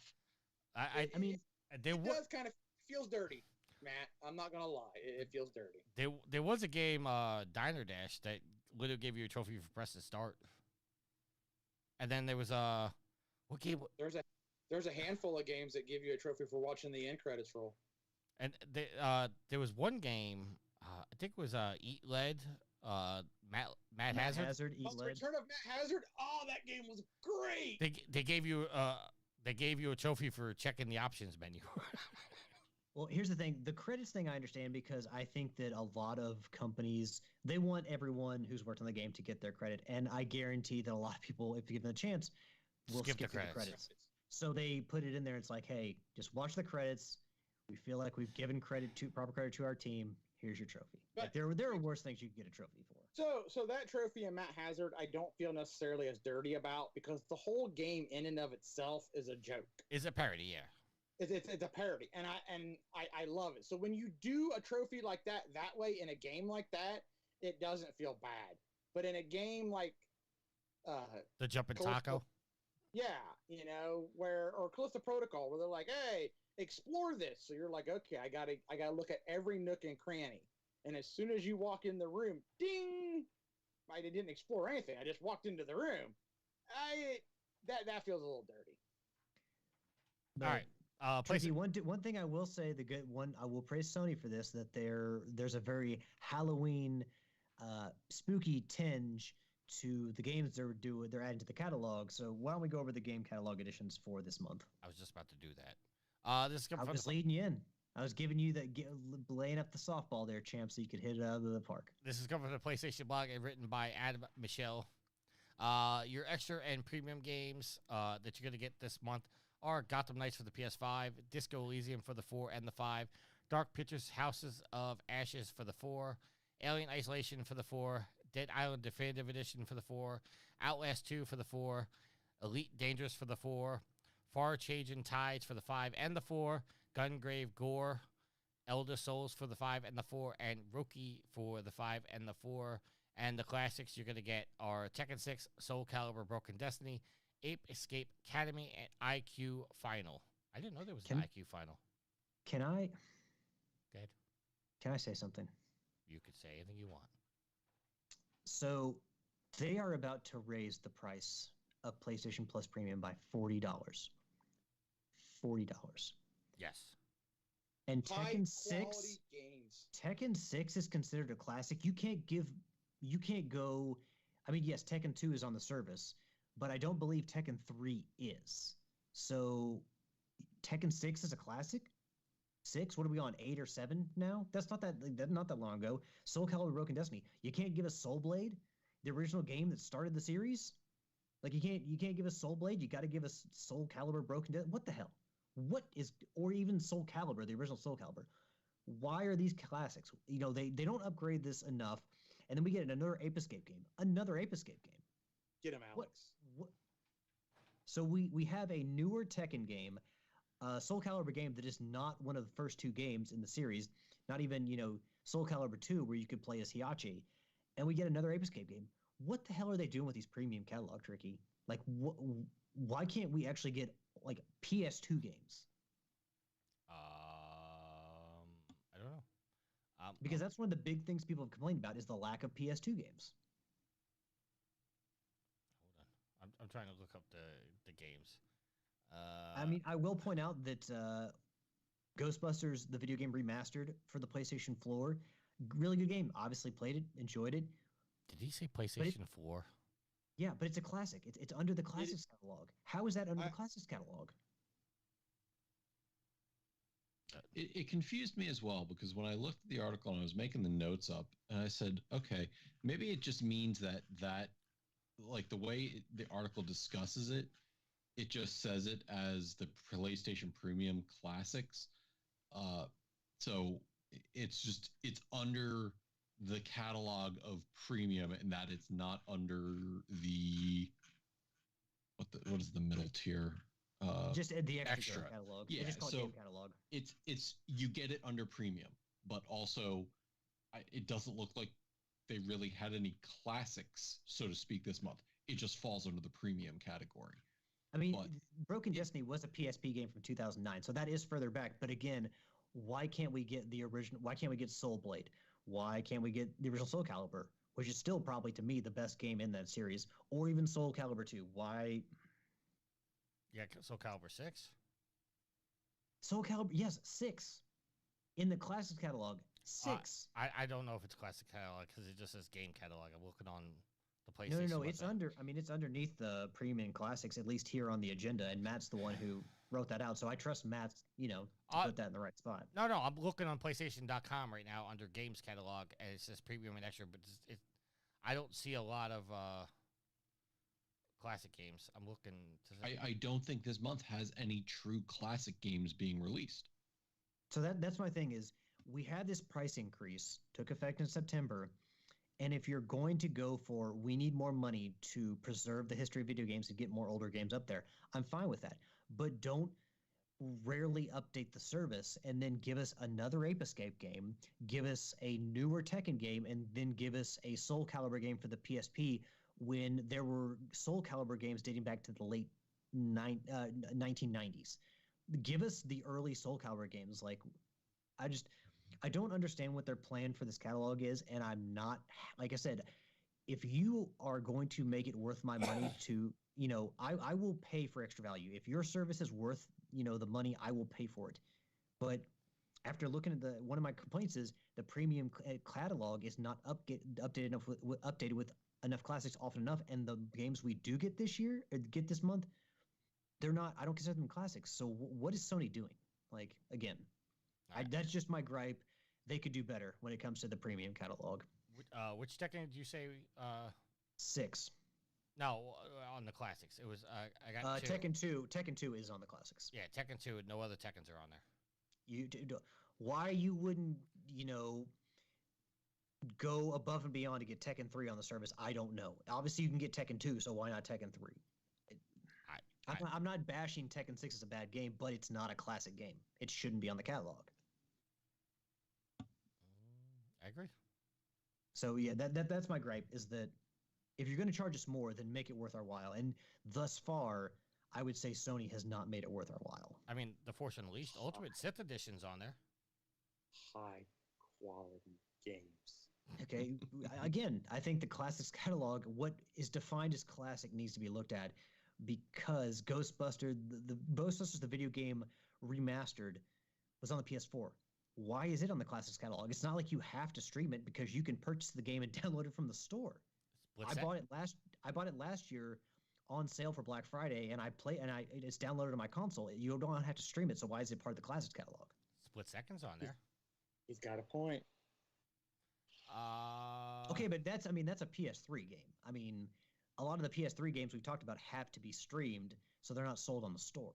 High quality games. Okay. I've been I've been ignoring the chat. Ty Jack 1012 says, honestly, Game of the Year is going to be Tears of the Kingdom, but I'm hoping at least Jedi Survivor, Spider-Man 2, Armored Core 6 is on the list, or at least gets a chance. And then Matt says he wishes AC6 gets its fair shake. He says, Ty Jack agreed, saying, I spend so many hours in the game and I absolutely loved it. If it doesn't win Game of the Year, then I hope it wins some awards. It really does deserve it. Matt agreed, saying, I still have to beat the game, but I'm taking my time with it. Given the multiple ends and additional parts in New Game Plus, there's so much available. And then Ty Jack says, definitely worth the extra playthroughs. Ty Jack, Strauss. Hi, Strauss. He goes, Trick, it's Strauss. Wow, that's your brother from another mother, and you don't even know who he is. I mean, his name's not on his name on Twitch is not Tross, so like it threw me off.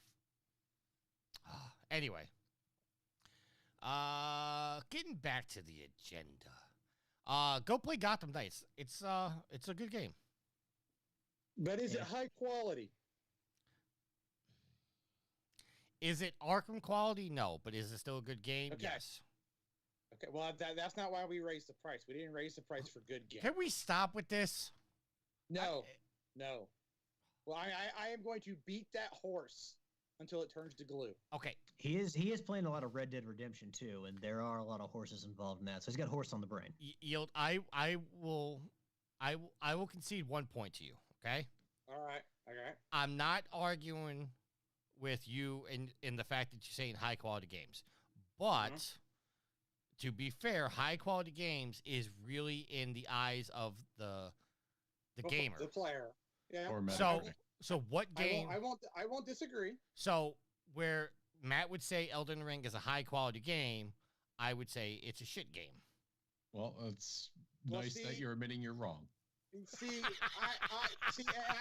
was gonna say that, Matt. I haven't touched Elden Ring, and I would know you're wrong. How do you say I a was game of the okay. year Hold on. Pause. multiple venues Pause. is a shit game with any serious face? Pause. I was just throwing a game out there. I wasn't. For example, is what it was. I wasn't exactly trying to say Elden Ring was a shit game. I was just throwing at a game as an example that you would say is a high quality game. You could have said Zelda, and I know you would have been full of shit anyways. Okay. Look at that. He's laughing so hard. He's got tears. Okay. I could say Dead Space is a shit game, but you two would. Multiple people will disagree with me. Yeah, you better watch out. Rick will come for your head. Rick will come for your head if you try to say that shit. Traw says, well, your opinion on Elden Ring is not right, Tricky. All right, fair enough. Moving on here. He didn't have the heart to scald you with boiling water like you deserved for that comment. All right, we're moving on here. All right, Time to check my social media, yeah. All right, so the first time we're getting a question from our Discord. Nobody asked a question on Facebook that I'm aware of. V did. V asked a question on Facebook? Yeah. Okay, then I have to scroll to that. I didn't get a notification. Oh, there's 2 questions. 3. Wait, V didn't ask a question. Yep. Today, 9 hours ago, drop those questions like they're hot. Also, special guest tonight. Who could it be? This is before she knew that we lost our special guest. So there are 2 questions, one from David Bray and one from Redbeard Rick.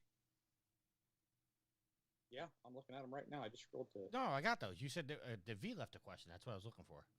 Did V leave a question, or did V just make the post? V made the post. Oh, I thought you said V asked a question. I apologize. All right, first coming from Discord. Matt, don't shake your head at me, okay? I'm tired, I'm cranky, and I'm getting ridiculed for my thoughts on Elden Ring. I'm old, I'm hurt, and I work with children. Gareth wants to know, will you all be playing a particular game for Halloween this year, or do times of the year not influence your gaming choice? All right, so first, just answer, does time of the year influence your gaming choices? And if it does or does not, are you guys going to be playing any game? We'll start with Alex. The only time that I am influenced by a season or a holiday or a time of the year, when it comes to multimedia, is October and Halloween. I watch far more scary movies. I tend to play more Halloweenish games. One year it was Luigi's Mansion 3 that I was playing on Halloween. Played a couple years ago, it was Alan Wake. This year I started off in September, like late September, to kind of usher in October. I played the Ghostbusters, then Darksiders Genesis, which, demons and all that I would consider, along the lines of a Halloween appropriate game, Demons and Monsters. And then, I've Resident Evil, a great way to continue the month. And then later on, it's going to be Alan Wake 2. So I'm very much in the mode for Halloween. And you can definitely see it in what I'm watching. We started the Fall of House Usher last night, and what I'm playing, that being Resident Evil right now, the DLC. All right. Yield? The last few years, I've been trying to find a Halloweenish type game to play in October. This year, I don't think I'm going to make it with what I'm playing right now. Just play Pumpkin Jack again. I could play it on the 5. I was going to recommend that. I would like to recommend some games for people. Pumpkin Jack is a fun Halloween game. Why am I drawing a blank on? It was a PS3 game. When you played at Halloween, it was a double. I think it was a Double Fine game. It was the trick-or-treating game, Costume Quest. Costume Quest, yeah, Costume Quest 1 and 2, very good games. I would also, I don't know Matt's opinions, but me, Tricky, and Alex, Murdered Soul Suspect, Ooh, perfect. Good game. Halloween game. That was. And I won't go any more into that, because if I did, it would ruin why it's a perfect Halloween game. That is a good choice. Perfect.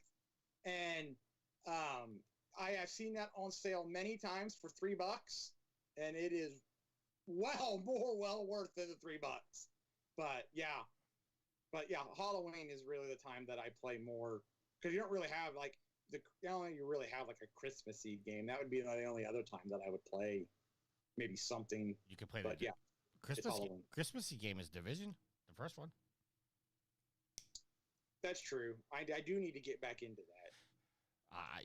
And you know I'll run with you. Let me get through the game first, then we can run. But hey, one game that did come into our chat that is also a very Halloweeny game is Flipping Death, which is the most Double Fine game ever, not developed by Double Fine. It is a very fun game and got a lot of charm to it. So Flipping Death got to be lower end on the price because it came out a few years ago. So check that one out, or at least give it the trailer a look because it is a fun game. Wait, you played it too? You've played it? I know my buddies played it. Mm-hmm. Yeah. Okay. What was that one game we just got for free where you play as a crow? You play as a crow? Death Store. There you go, Death Store. That looked kind of cool. Charles in the chat says, I'm with Alex. I'm only influenced by spooky season. He usually plays Dead Space or Five Nights at Freddy's, but this year it's all about Alan Wake 2. Looking forward to that one. When does that drop? Must be here in the next couple of weeks. It's the 27th of October. Oh, right at the end of the month. Okay. Yep.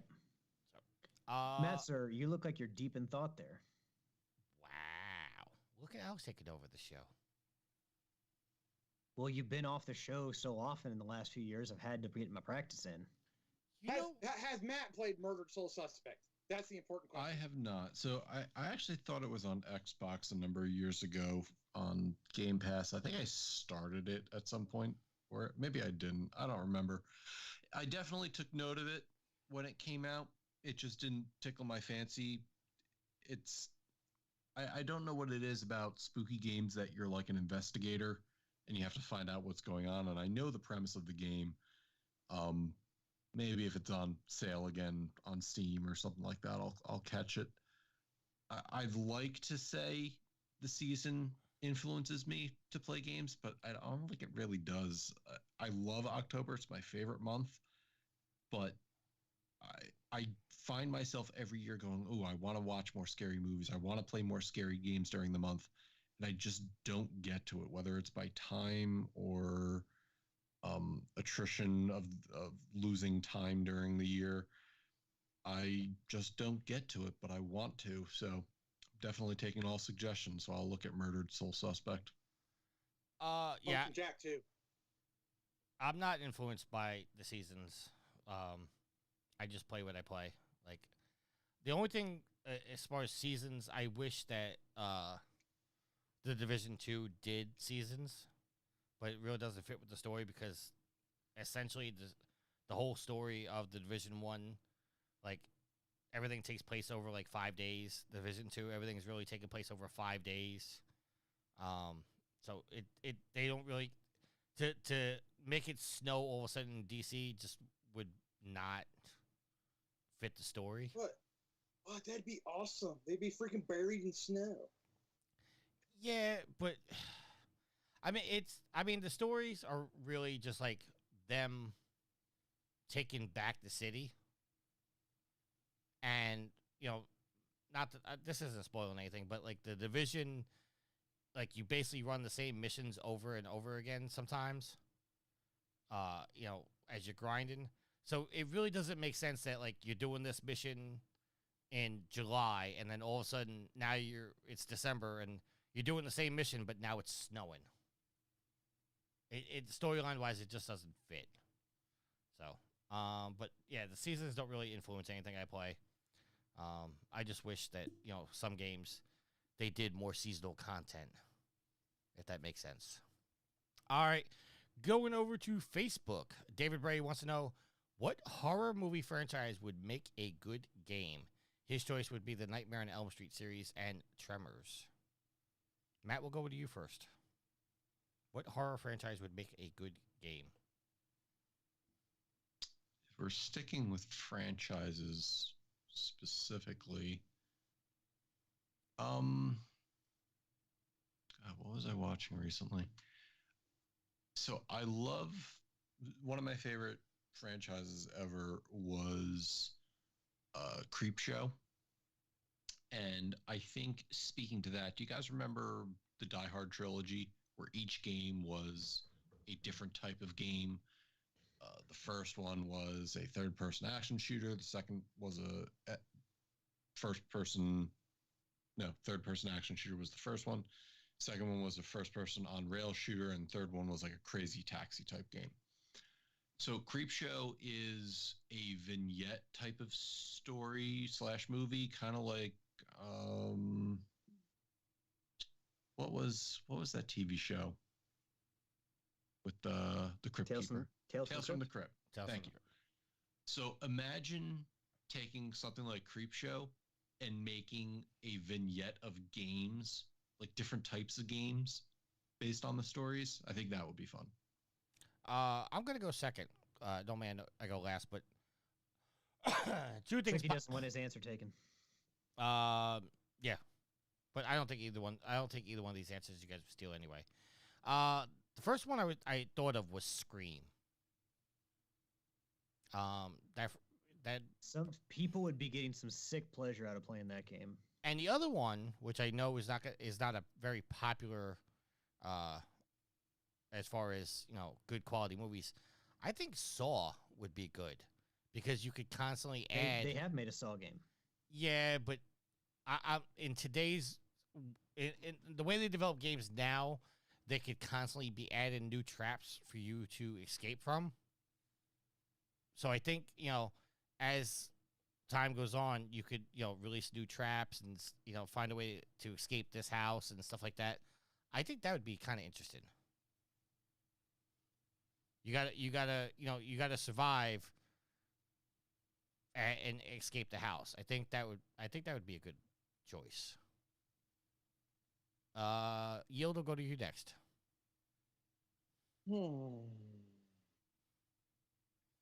I don't know. I agree with his answer of the Tremors. I don't really watch spooky movies or horror movies. I don't either. I stopped watching Saw after the third one. But I did enjoy Tremors, so I think that would be a fun game. I don't think I've ever seen Tremors. Really, the first one's way better than the second ones. Is that the movie with Kevin Bacon? Yes. Okay. Kevin Bacon, the dad from Family Ties, I think it was the show he was in, and Reba McEntire. Fred Ward was one of the... And Fred Ward was Kevin Bacon's sidekick. I do like Fred Ward. I always found him to be a funny actor. Oh, Reba McEntire, she was also in the first one. Yes. Fred Ward was in the second one as well. I don't know about the third one. I think I've seen bits and pieces of this. Yeah, I have seen bits and pieces of the second one. But Michael Gross was kind of the one actor who was in all those movies. But I think Fred Ward, after 2, he was done with the series. All right, Alex, you have a game? Well, I would say Jaws. I mean, there has been a Jaws game before on the original Nintendo, and then there was Jaws Unleashed on the PS2, I believe. Updated Jaws game. We got that. Maneater. I was going to say, we got that in Maneater. That is what I was going to say, is Maneater kind of was that. But again, the setting of Amity Island and not having to fight like all the Apex Predators would be a different feel for Jaws. Where the final boss battle could be you taking down Quint's boat, the Orca, and Brady and Hooper and Brody. So I mean, it would be a different feel, but yeah, I mean, essentially in Maneater, kind of the same idea as Jaws. But the other thing I could think of was a movie called 13 Ghosts. They had a remake in the early 2000s with Matthew Lillard. Yeah. Oh, that was a good movie. And Tony Shalhoub, and all the ghosts were trapped in a house because they were all used for some kind of ritual. But there was a point where the villain had to capture all the ghosts and bring them into containment. And some of them are, more meek, less dangerous, while there are others that definitely scale up to psychomaniac and murderous monsters. So I thought it would be cool if you played the guy who had to capture all the ghosts, and you went through the game and you just kind of had to figure out like a puzzle for each ghost where you figure out how to trap them. It'd be kind of like Shadow of the Colossus in a way where I swear I was thinking the same thing when you were saying that. I was thinking that he's getting that from Shadow of the Colossus. Every single level was essentially like a boss fight, like a puzzle / boss fight. But I mean, I think that if you could turn that into a viable game, that would be really cool, because I did like the remake for 13 Ghosts. I've never seen the original, but I did really like the remake. And like I said, some of the ghosts are just wild. All right. Caneless says Event Horizon. I mean, can't- kind of. Ooh. Dead Space is kind of like Event Horizon, but at the same time, well, Event Horizon is more psychological. There's not necromorphs running around, so it would be different. But Dead Space does give off Event Horizon vibes. And he also says Jaws was dope on the NES. No, that game was trash on the NES. Sorry. Yeah, well, Friday the 13th was also trash on the NES. I mean, it's hard to do something like, I mean, doesn't always work on those older consoles. It's kind of hard to do. The one game that I always wanted to be better on the NES was Maniac Mansion. That was a PC port, though, wasn't it? I couldn't tell you. Hey, you know what game was okay on NES? Monster Party. It was kind of hard, but Monster Party was a lot of fun. All right. And last question coming from Rick. If you were going to play D&D, which class would you play as? And then he gives options: Druid, Barbarian, Ranger, Fighter, Wizard, Paladin, Rogue, Cleric, Magician, Monk, Warlock, Sorcerer, Artificer, and Bard. I'm not playing D&D. So You're no What, fun. I can't be a dragon? There's not a dragon class? Your race could be Dragonborn. Ooh, a dragonborn barbarian. You know, That would be stupid. Wow. Wow. yeah, I like the sound of that, especially Matt's reaction. Stupid powerful. Stupid powerful, the dragonborn barbarian. okay, Matt, you seem to have some knowledge of D&D, so let's go to you. So this is because Baldur's Gate is basically D&D for gamers. The first thing I did make was a Dragonborn fighter. And I've since made a number of other classes as our friends have been playing through different versions. So I think the one I'd want to try in straight D&D was a ranger. Being able to, hit fast and hard from far away and slink it back into the shadows, kind of like a rogue light, so to speak. All right, and Yield. Well, Matt kind of went the route that I was going. I've never played D&D. Okay, But good. I'm not the only one. But in the type of games that I do, like when I played Diablo, I go more of a ranger, so I can hit from a distance, and I don't have to get my hands dirty. And if because I'm never good with my spells.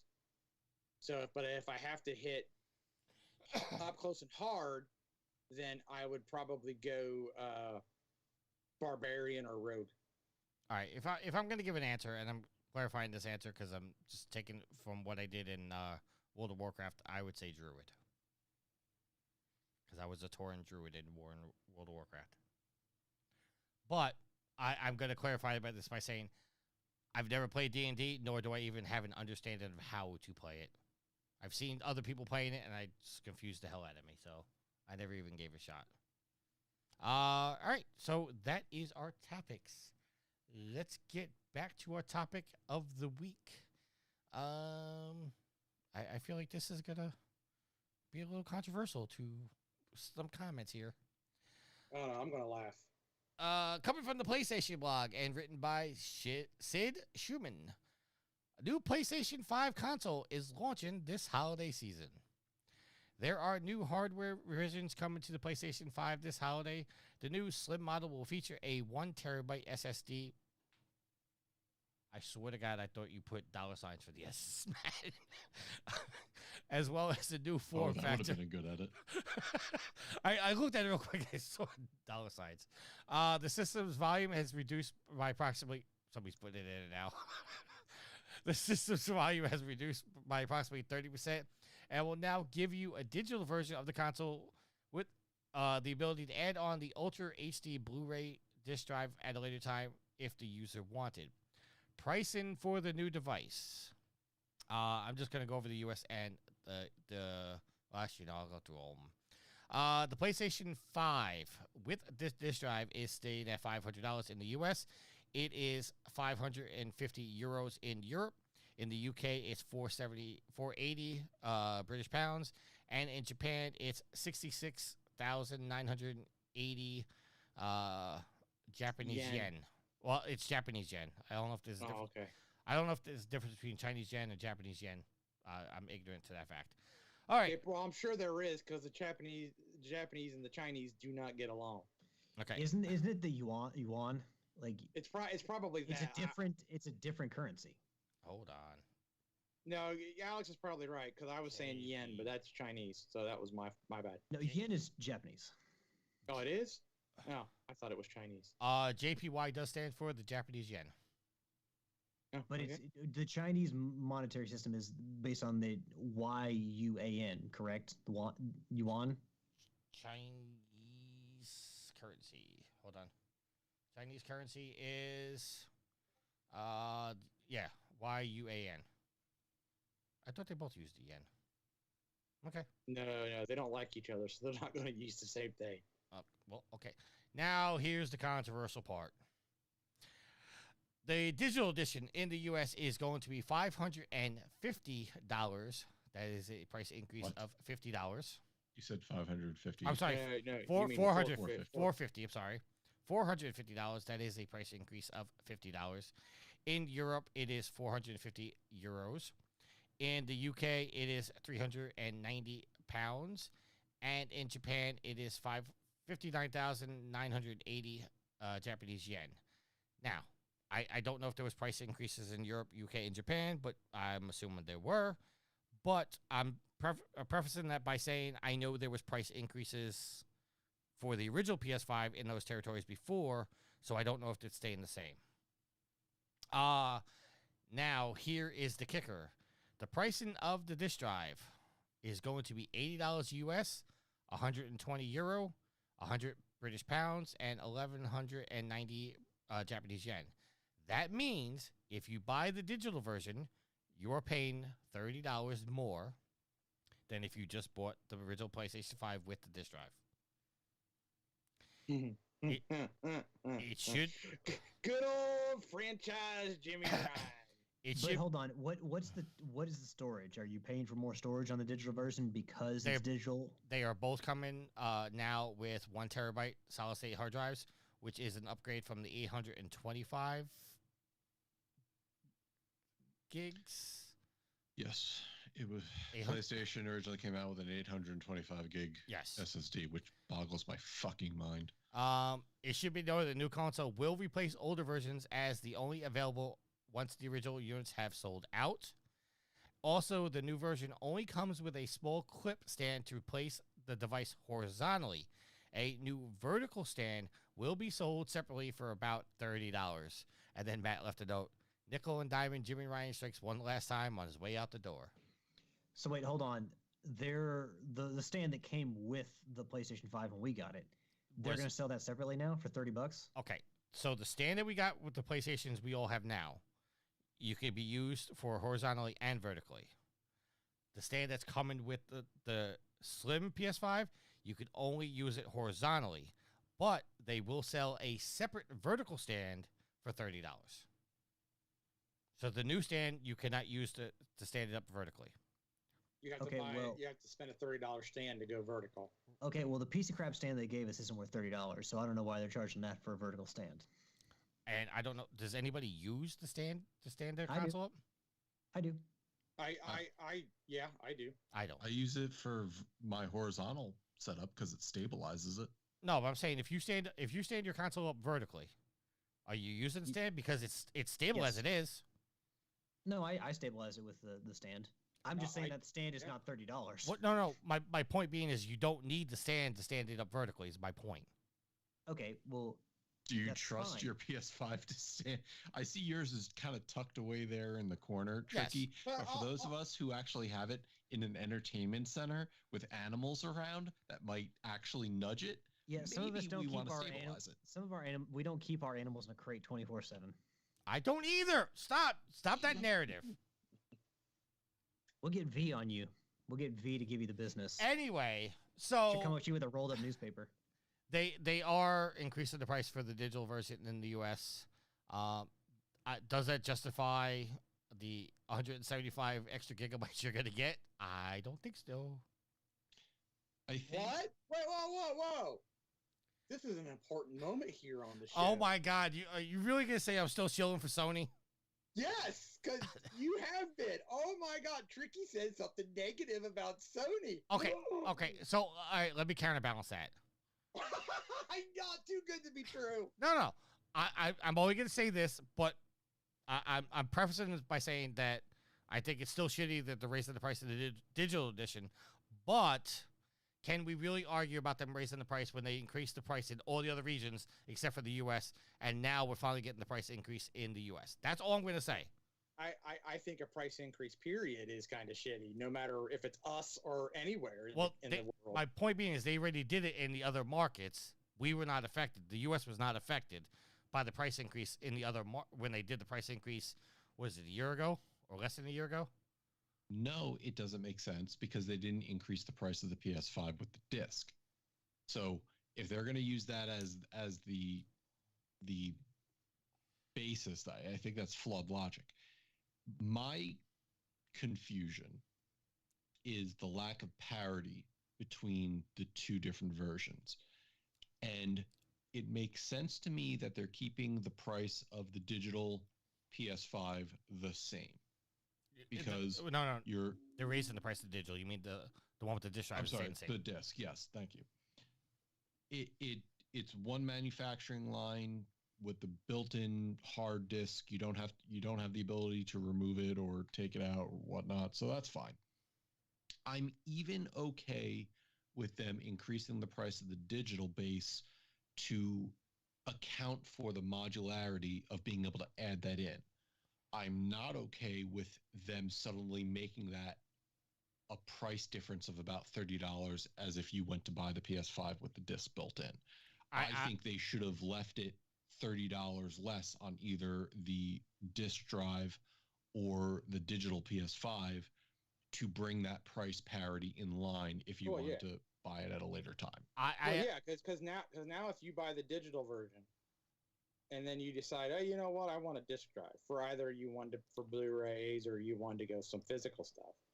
Now you're paying more money had you just bought the disc drive out the door. To me, it almost sounds like they still want to sell disc drives. Because, I mean, $50 more and you get a disc drive? You know, if you're looking at it that way, you almost are going to be like, well, I'll just spend the extra $50 now and get a disc drive. I think that if they were going to put the digital version up to $500 or $450, I said $500 again, $450, then the disc drive should be $50. I think they're overpricing the disc drive more. I'm more upset that the way they're pricing the disc drive than they are the $50 increase on the digital version. Am I the only person hung up on this $30 fucking stand? Like, what? Oh, no. Yes, Alex. Like, remember back when they didn't, like, there was, a console where they didn't give you an HDMI cable in it? You had to go buy your own? Like, that was the PlayStation 3.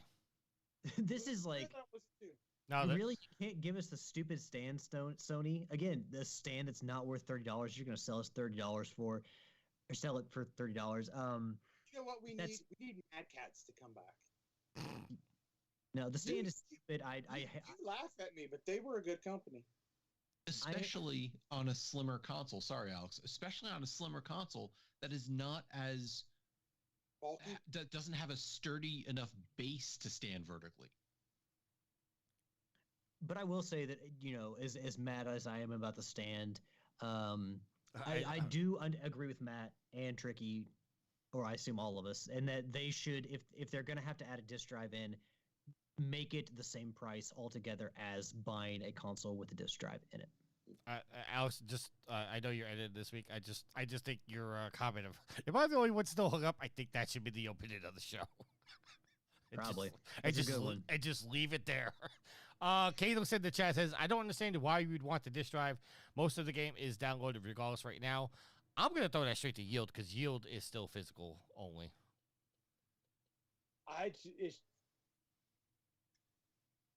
I'm old school, and if they decide to get a hair up their butt and lock you out of your digital stuff, I still got physical stuff that I can play. Okay.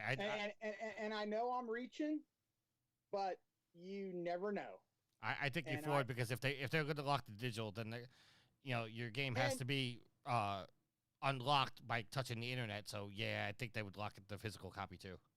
And another thing that has bugged me from day one, and I will still sing this until it happens. He's gonna die on this hill. Is what? You're gonna die on this hill. I am going to die on this hill. But I'm not the only one. I know there are others out there who will die with me, so we'll put up a valiant fight.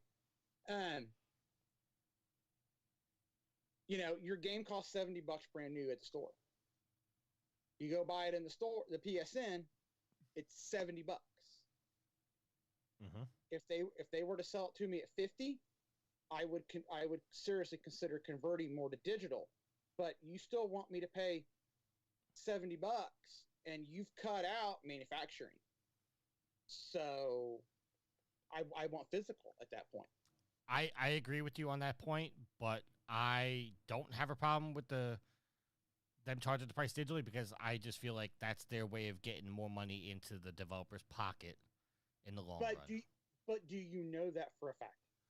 No, I mean that's obviously speculation, but I mean if the extra, well, in your case, like sell $50 digitally, if that extra $20 could get back to the studio so they can use that money to develop future games, I don't have a problem with that, so to speak. I mean, at that point, it's $20. Neither do I. If I knew that, hypothetically, for argument's sake, that extra $20 was going straight to the developer, I would redo my thinking. But that has never been decided. So as far as you're looking at it that way, I'm looking at it as Sony's pocketing an extra $20. I see your point as well. So that's where I stand on it. So, all right, Caneless, I know, I'm a kind of minority. Caneless also says, "Don't get me wrong, I love my physical stuff, but most of the games you buy today have like a 3 gigabytes on it, and you have to download a 30 gigabyte patch day one." Yes, but I don't know if a lot of people realize this. Even when you put a game in physically into your system, it's still getting installed onto your hard drive. The physical discs nowadays are essentially just an unlock key. When you put the disc into the game or into your system, it installs the game on your system the same as a digital game, and the disc just acts basically as an unlock key nowadays. Well, yeah, especially with the solid state hard drive. Right. Did I say that right? Yeah. So that's how they do the no load times and stuff like that. Yeah. So, Caneless, I get your point, but there's really no difference to me because the game's still getting installed on the system. So, all right. Alex, you still hung up on the vertical stand? Now and forever, baby. All right, let's close out the show. Let's do some shout-outs. Matt, we'll start with you first. Alex Riccitiello, thank you. Good show tonight. Appreciate it. Shout out to my wife, V, doing her awesome social media manager thing for Proven Gamer. Keep looking for her posts. Keep engaging with her topics. Shout out to the channel3.gg community. Come on out to channel3.gg. It's basically Twitter for gamers, but none of the crap. So we've got XP systems, we've got mini games, we've got all sorts of fun activities and groups. So come on out to channel3.gg. Shout out to our Proven Gamer community. Thanks for coming out. Thanks for supporting us. On to you guys. All right, Yield, before I go to ask you for your shout-outs, I posted the Save of the Year video in the Trophy Wars group. Oh, yeah? And just by reading your comments, okay? Yeah. Because you left 3 of them. You said, that's not a save, the puck crosses the line. Then you say hockey has weird rules. And then you said good hustle, though. Were you making those comments as you were watching the video and then they explained to you why it wasn't a goal? No. So I watched it. Okay. I forget what I was doing at the time, but I watched it and I made my comment. Right, and then I'm like, I turned the audio on like towards the end of it, and they're like, "Oh, the puck didn't cross the line," and I'm like, "Well, that's a dumb rule or a weird rule." and then I do admit, I mean, either way, whether I agree that it was a goal or not a goal, that was a heck of a hustle play. It was. That's as close as they can I'll get. give credit where credit's due. That was a heads-up hustle play. That's as close as it can get. Yes, it can. But I think I'm used to. I'm looking at it from a football point of view. Then Once it breaks the plane. As soon as it broke the plane, it was a score. Yeah. Hockey, the puck has to completely cross the line. What a save! Yeah, that was a whole save. Pretty much. I mean, in that case, yes, what a save, because he wasn't a goalie. Yeah, and they still lost the game, by the way. Oh, well, see, that hustle was for naught then. Well, I'm not. Don't take this as like the angry sports fan, but in the first period alone, there was 3 goals that were taken back, 2 from the Rangers and 1 from the other team, due to rules infractions that were very, very controversial. So, if those goals would not called back, I mean, who knows? Because it would have went into overtime. But yeah, it was yeah.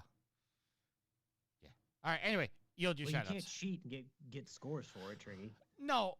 All right. So I know Well, you. Hold on. No. Go to yield. No. Because now you triggered my hockey point. And No, Matt, no. It's good. Yield. Go ahead. Your Tricky, shout-out, sir. close out the show. So I will hate you give both. a shout out to Matt, Alex, and Tricky for recording this evening. A shout out to V for all the behind the scenes stuff and her social media stuff that she does. Shout out to everybody who was hanging out in Twitch tonight and interacting.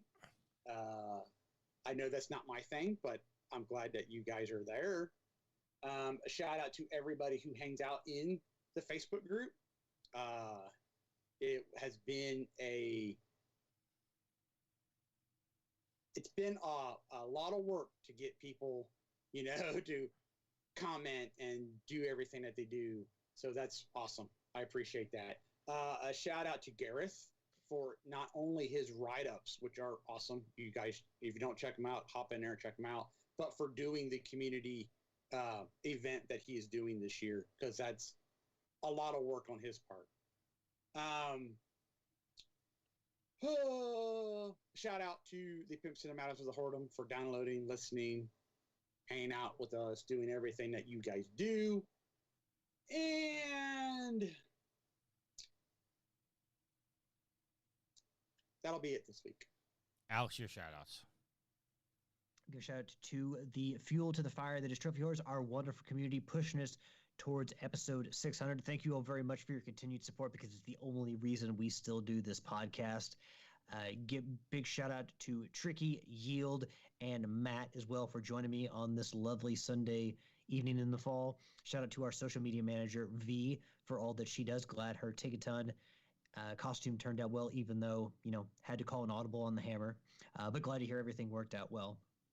And give a shout out again to the Dead Space team back at Visceral Games for making just one hell of a survival horror game, but will go down as one of the best in history. If you ask me, the best. But yeah, happy anniversary again to Dead Space, and give a shout out to my awesome and loving girlfriend Ashley. I love you, hun. Yeah, that is going to be the end of my shout outs. Want to give a shout out to everybody that listens to the show. Shout out to Tross, Caneless, Black Chaos, who's in the chat but hasn't said anything. Gareth, who was in the chat but didn't say anything. That's it. And Tucker, who was lurking. Tucker, who was lurking. Tucker's not in the viewer list anymore, so I forgot about him. But thank you. He's done lurking. He's gone to lurk somewhere else. Yes. Shout out to Sweet Mama D. And if there's nothing else, until next week, happy trophy hunting. See ya. Later. This is the way.